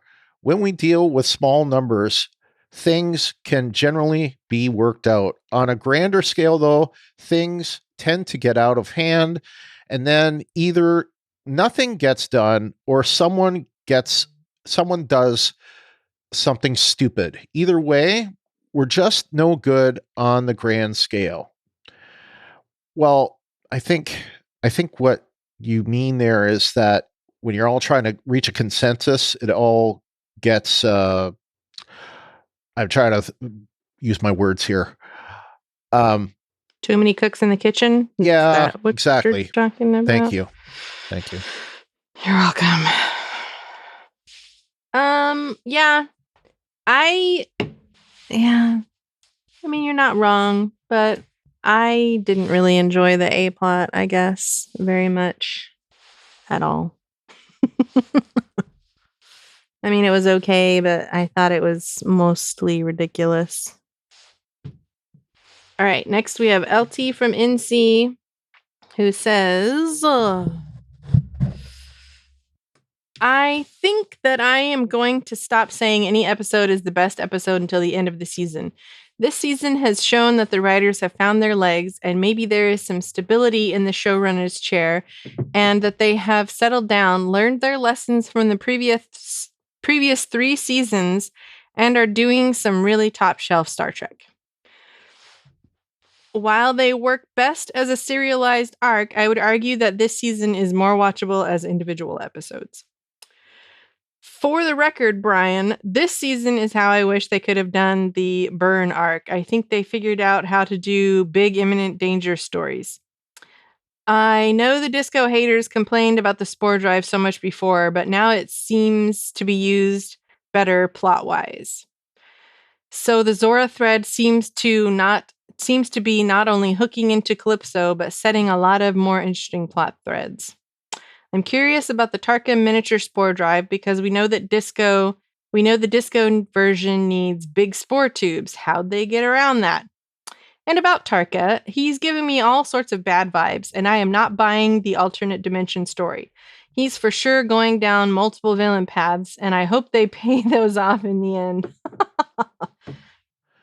Oh, we got something new?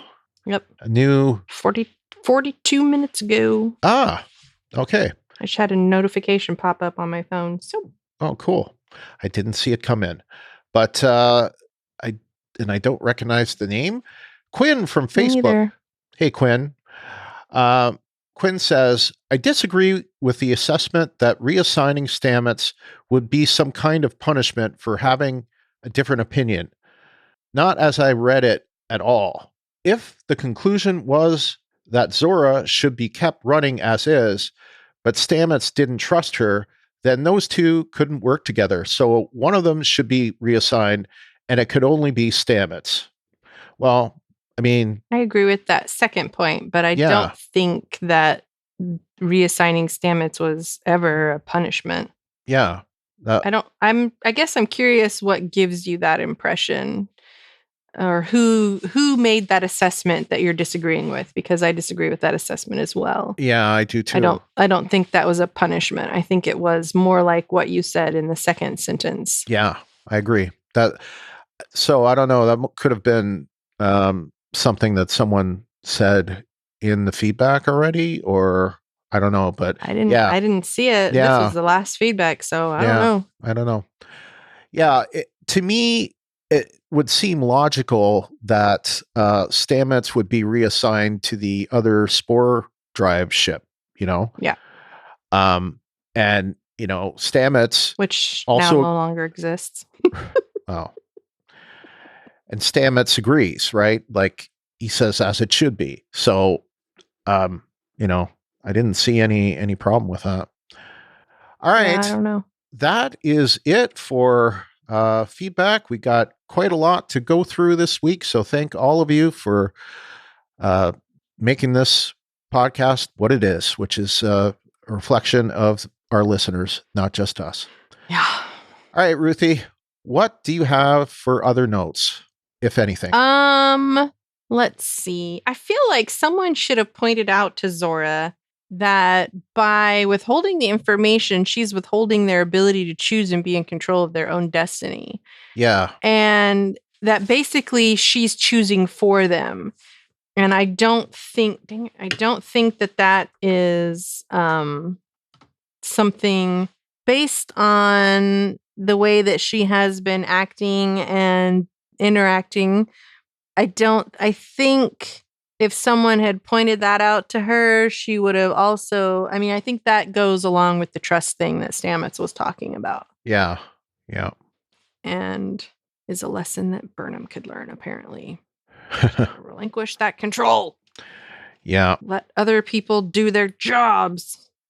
Well, anyway. And it is something that Rilak mentions in the first episode. Like she just, has to get involved with everything. And at some point she has to delegate. At some point she has to rely on others.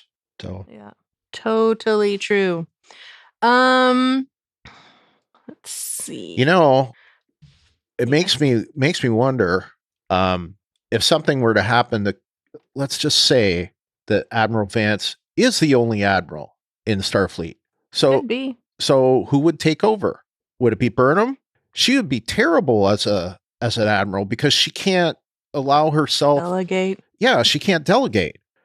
So I wonder if that's what they're trying to set up, that eventually she'll be to me, I don't know. They shouldn't do that if that's what their plan is. They shouldn't. If they did that, they should do that like in the last episode of the last season of, the show. I don't want season 5 Admiral Burnham, commanding Starfleet as the CNC, no. She needs a little bit of gray in her hair before that. Yeah, exactly. Let's see. What else do I got? I know they keep talking about all these deaths, but as far as I know, I mean, I'm not trying to be callous here, but as far as I know, it's just been one planet that's been destroyed that had people on it, right? They were able to evacuate everybody else, right? They sure haven't mentioned anything else. And, this is like last week where they mentioned these 2 occurrences of like a subspace rift. The TNG episode where we see a subspace rift and the Voyager episode where we see a subspace rift. No other ships in, 930 some odd years have ever had the same thing happen to them. And that's just crazy. You would think that there'd be some other planets, some other ships, some other whatever that have happened, that, the planets have been affected, that people have died because of the anomaly, but we haven't heard of any other than Qui-Gon. So yeah, good point. So I feel like based on that, I don't understand. I mean, I get that it's his planet and this is why he's feeling this sense of urgency, but at the same time, I'm like, has no one else pointed this out to him? Like, well, so far, sorry, but we've been able to evacuate everybody. So it's not like, I mean, yes, it's an important problem, but it's not like it's just willy-nilly ripping through the universe and, or coming, more frequent or, Yeah, there's no escalation. I really don't get the sense of urgency that Tarka is infecting him with. And I mean, his whole thing is, again, not trying to be callous, but his whole thing is, we have to stop this from happening again. I'm like, okay, well, so far you have, so calm down. I mean, let's take a step back here. Let's be a little bit more logical about this and not just jump to the first option that someone presents to you as that's the only thing that we can do. Really? Because one whack job has spent a little bit of time with you and you even said we're not friends, and yet somehow you're letting him guide you and be your better judgment. Yeah. Instead of relying on Michael, who is your friend, if nothing else, and does have your best interest at heart, and is, I would say, not trying to manipulate you or fiddle with your already emotional state. Yeah. And and yet he's letting this guy that he's not even friends with just completely manipulate him. I don't understand it. And he's talking about you should take, that's why they're risks. You should take calculated risks, not wild risks. Yeah. There's a reason why they call it gambling. And, that smart people don't do that. Yeah. And I don't understand why he has allowed himself to be so manipulated by Tarka, other than the fact that he's emotionally compromised. And I didn't let's see what else. Oh, there was one other thing and I can't find it on my notes right now. Oh yeah. Intent always matters. Yeah. Very true. And I feel like we've proved that before on this show. Yeah. I think that's all I've got. Yeah. And, sometimes intentions don't make up for what you've done, but no, they don't. Not always. But they do, at least there are... provide context, and context is for kings. Yes. Well, all of my notes have already been said, so I don't have any more. And some of my spot the references have already been said, so I'm going to just plow through the spot the references here. So there's one more 47, and that is that they have 94 seconds before they discover that the spore drive is missing. That is 94 divided by 2 is 47. So rejected. I knew you would reject that one. Because it's not a 4 and a 7 together in the form of 47. And if people don't know where that comes from, it was originally brought up, I believe it was a club that Joe Manosky belonged to at Pomona College before, he became a writer. Of course, he was a writer on TNG, also Voyager, and first season of Discovery as well. And he also has worked, I believe he's worked on the Orville as well. And J.J. Abrams in his at least two of the 3 Star Trek movies had 47s in them. And I don't know if he was a part of the same group, but he did it for a similar reason. So 47 is a popular number in Star Trek. Yeah. Words. Yeah. But it has to be 47, not iterations of 47, multiplications of 47. It has to be 47. Like when Zora said, there are 147 origin pinpoints. Brian, and you know this. I'm sorry, Ruthie. I'm sorry. Please forgive me. I forgive you. I've been schooled this. She's told me this before, yet I try to slip one in again. I'm a harsh taskmistress, but I'm fair. But anyway.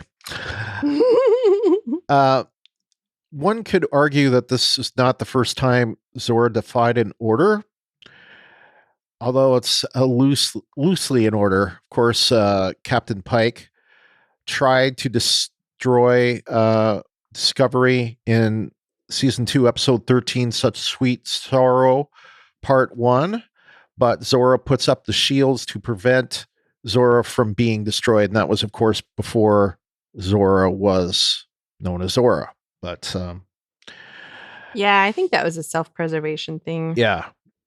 Zora's evolution has some similarities to the exocomps. That was TNG's season 6, episode 9. Some, but not all. Right. And of course, you can also reference the fact that she is a new life form, similar to TNG's season 2, episode 9, The Measure of a Man, when they argue about whether or not Data can be an individual and isn't property of Starfleet. Also, that I don't know if this is one of those episodes that you've got on there, but the one where the Enterprise basically gives birth to an entity. No, I don't have that one on there. I can't believe you didn't have that one on there. That's One of my favorite episodes. was that season 7, episode 23? I want to say Emergence. Yeah, Emergence. It's definitely Emergence. Yeah. I don't know what the season episode number is, but It's the one. It's the third from the last. That's what I know. okay. So in case you don't recall, it's the one, you, the listeners, it's the one where they are, at the beginning of the episode, Data is delivering Prospero's speech, and then a train runs through the holodeck. Yeah. And they can't turn it off, and they go back and they visit the holodeck many times, and they discover that the Enterprise is producing an entity, and they set it free into the universe. Yeah. Because it's based on their experiences, logs, etc. And as long as they were good people, they put goodness out into the world. Yeah. Universe. Yeah. Whatever. There you go. We hear several references back to Control. Of course, Control was the evil AI that, controlled things in Section 31. And it was able to gather 54% of the data from the sphere data that, of course, merged with Discovery. And that was enough to, basically become evil and try to wipe out humanity and, wipe out life. I shouldn't say humanity, but all sentient life. Mm-hmm. The All-Shane come back. We see the All-Shane Emperor. That's that zombie-looking guy. The butterfly guy. Yes, the butterfly guy. Yeah. So he did, in fact. Monarch. Yes, as a monarch. We did see him come back, so we thought we might see him come back, and sure enough, he did. Burnham mentions denobulan bloodworms. Of course, Dr. Phlox from Enterprise was a denobulan, and he used some kind of bloodworms. I don't think they were denobulan, but at least he didn't call them denobulan. Last week, we had some references to Spielberg movies. Or actually, no, it was in episode 5, the first Tarka episode. We see the references to Spielberg. Well, we get another Spielberg reference kind of from. So, it's funny. Tarka seems to bring up these Spielberg references, and it seems like this time he's bringing up Quint. Okay, so Quint comes up, the whole town is meeting about what to do with the shark, and Quint says, well, I know what to do to get rid of the shark, and he delivers this plan. So that's kind of another Spielberg reference. And I put down here, I thought, him going home, is this another E.T. reference, another Spielberg reference? I thought that's kind of stretching, but, I wanted to put it there. That is funny. Book asked Burnham how this situation is different from engaging with the Klingons, which was mentioned earlier. Of course, this is referring to the pilot episode, season 1, episode 1, the Vulcan Hello. The Vulcan Hello. Do AIs dream? Well, of course, we see this mentioned season 6, episode 16, Birthright Part 1, when Data starts to dream. Of course, Data starts having some really weird dream, like Counselor Troy is a cake. Oh, yeah. That's in Phantasm, season 7, episode 6. We also see this mentioned with Picard and Soji. Well, Soji dreaming, and then Picard's kind of dreaming, as his consciousness is being put into the golem when he's with Data. I guess you could call that dreaming. Of course, that is also potential reference to, and this isn't a Spielberg reference, but Blade Runner, and do androids dream of electric sheep? And that's it for my spot the references for this week. There may be others, but which is a Philip K. Dick short story that Blade Runner was based off of. And I want to give credit to What Did I Miss? And the YouTube channel that's called What Did I Miss? Because they largely helped in me coming up with a good portion of these. Not all of them. I did come up with some of them myself, but a lot of them I did get a big, healthy assist on this. So, all right then. So there was some, how would you call it? I don't know. I stole a few. All right. Anyway, Shipwide announcements. Let's get to news. Jonathan Frakes spoke to Screen Rant about his future directorial assignments on Star Trek. And of course, he will definitely be directing episodes on season 2 of Picard.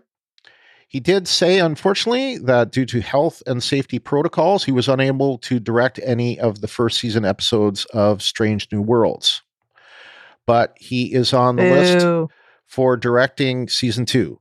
So that has been rumored to start filming in February. Of course, we haven't gotten any word yet on when it's going to start airing season 1.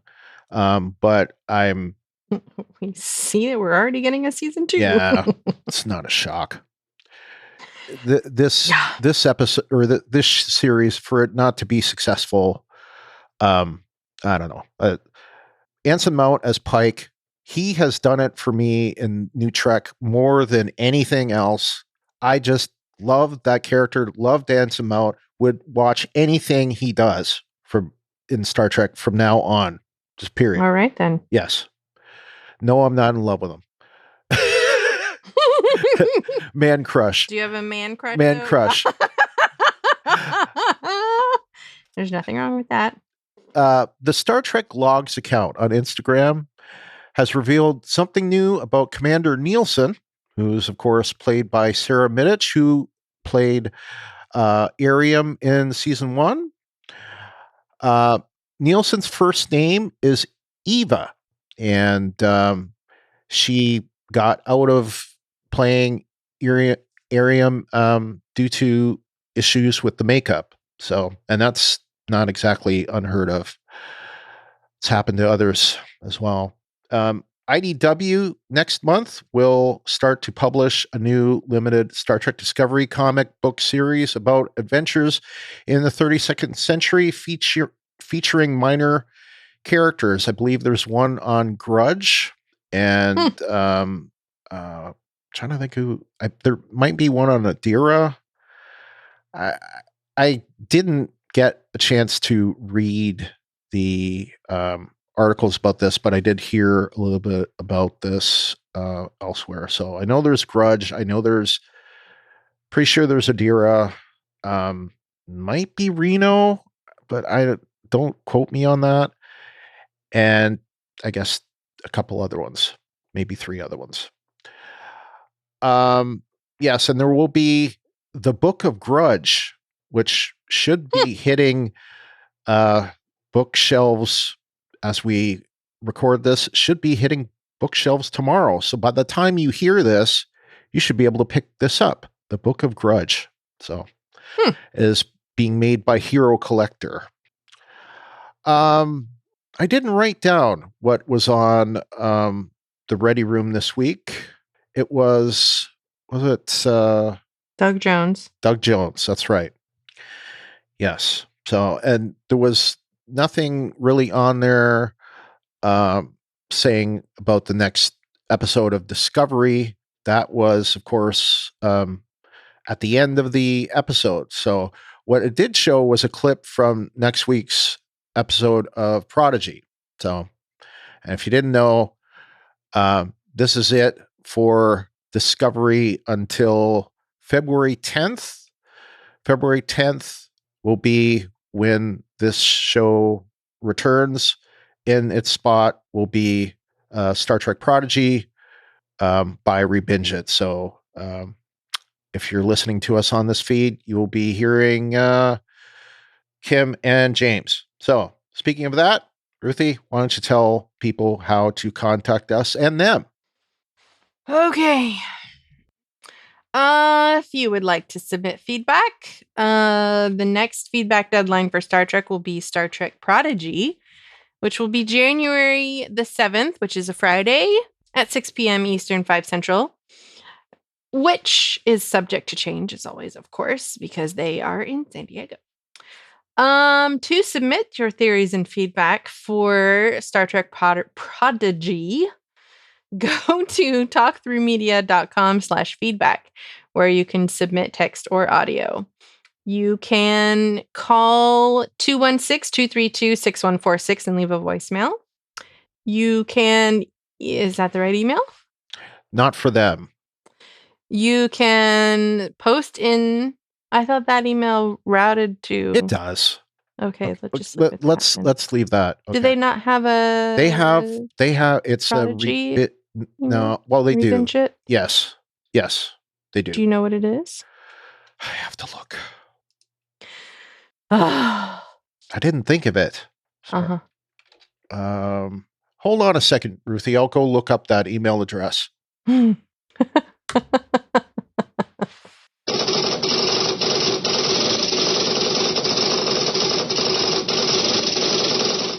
rebingeit@gmail.com. Thanks, Brian. All right. You can post in the designated episode thread in the Facebook group, which is facebook.com/groups/Star Trek TTM podcasts. And I believe that is every way that you can submit feedback to Star Trek Prodigy. Thanks, Rebinge It, for doing that. If you would like to support the podcast, Star Trek Discovery Podcast, you can like our page on Facebook. Well, this is really any Star Trek podcast, but for us specifically as well.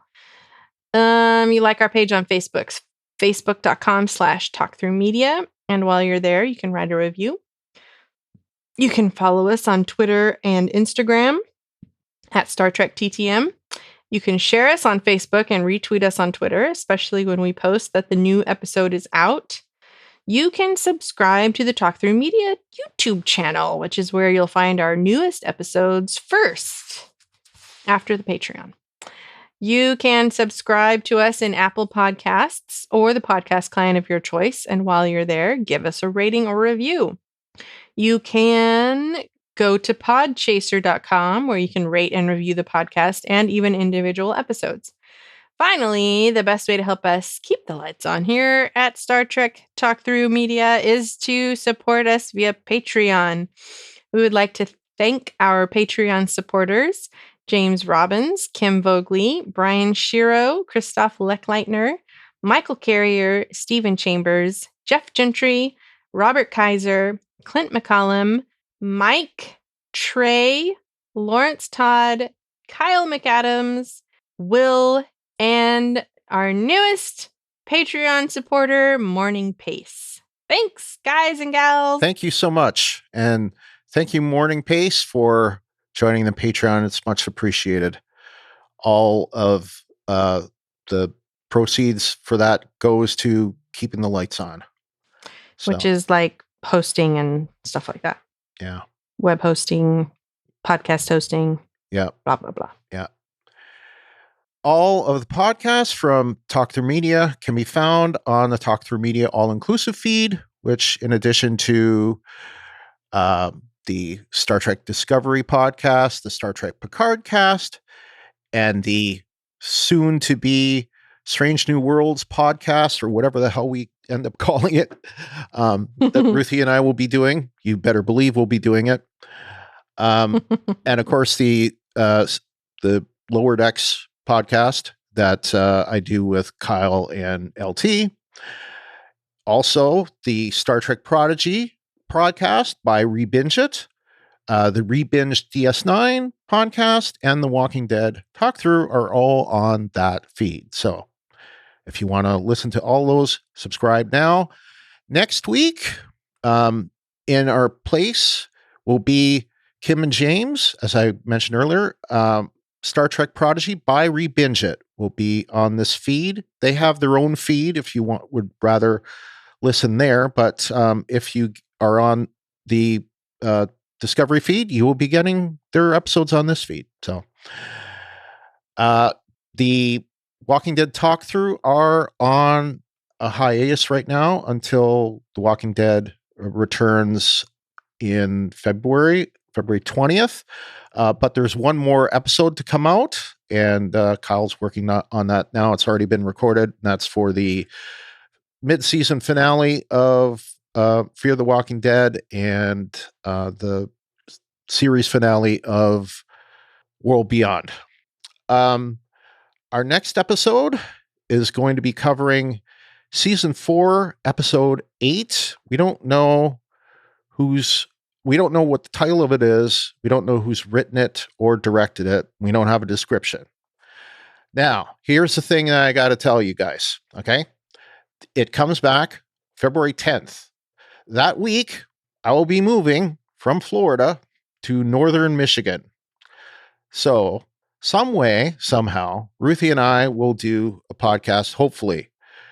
If not, I will have probably Kyle and or LT sub, but I may even have to take the podcast by phone. I don't know, but we're going to work something out. I imagine that I'm not going to have full internet. I don't know, hotspot it or something. We'll see. But I will definitely be moving that week. And yes, you may think I'm crazy to move this way. And right now, so do I. But anyway, but that's besides the point. So yeah, so there's going to be some bumps, and there have been bumps along the way, and that's kind of why there have been bumps, because I've been busy dealing with that the last few weeks. So and one of the things that had to happen because of that, I had to buy a new vehicle, which, well, not buy, but obtain. I'm leasing a new Jeep. So, and I love it. It's great. Anyway, so we did have, of course, Andy in the Midwest in his yeses. He did have one thing to say, and he said, "My only yes for this week is the preview for Discovery's return in February. Jet Reno is back, and it looks like Owo and Detmer get to join in some action." Yes, I did notice this too. Hoping the same for Bryce and Reese. It looks like some exciting stuff coming soon. I hope it pays off. So, until next time, I'm Brian. And I'm Ruthie. Peace and long life. Live long and prosper.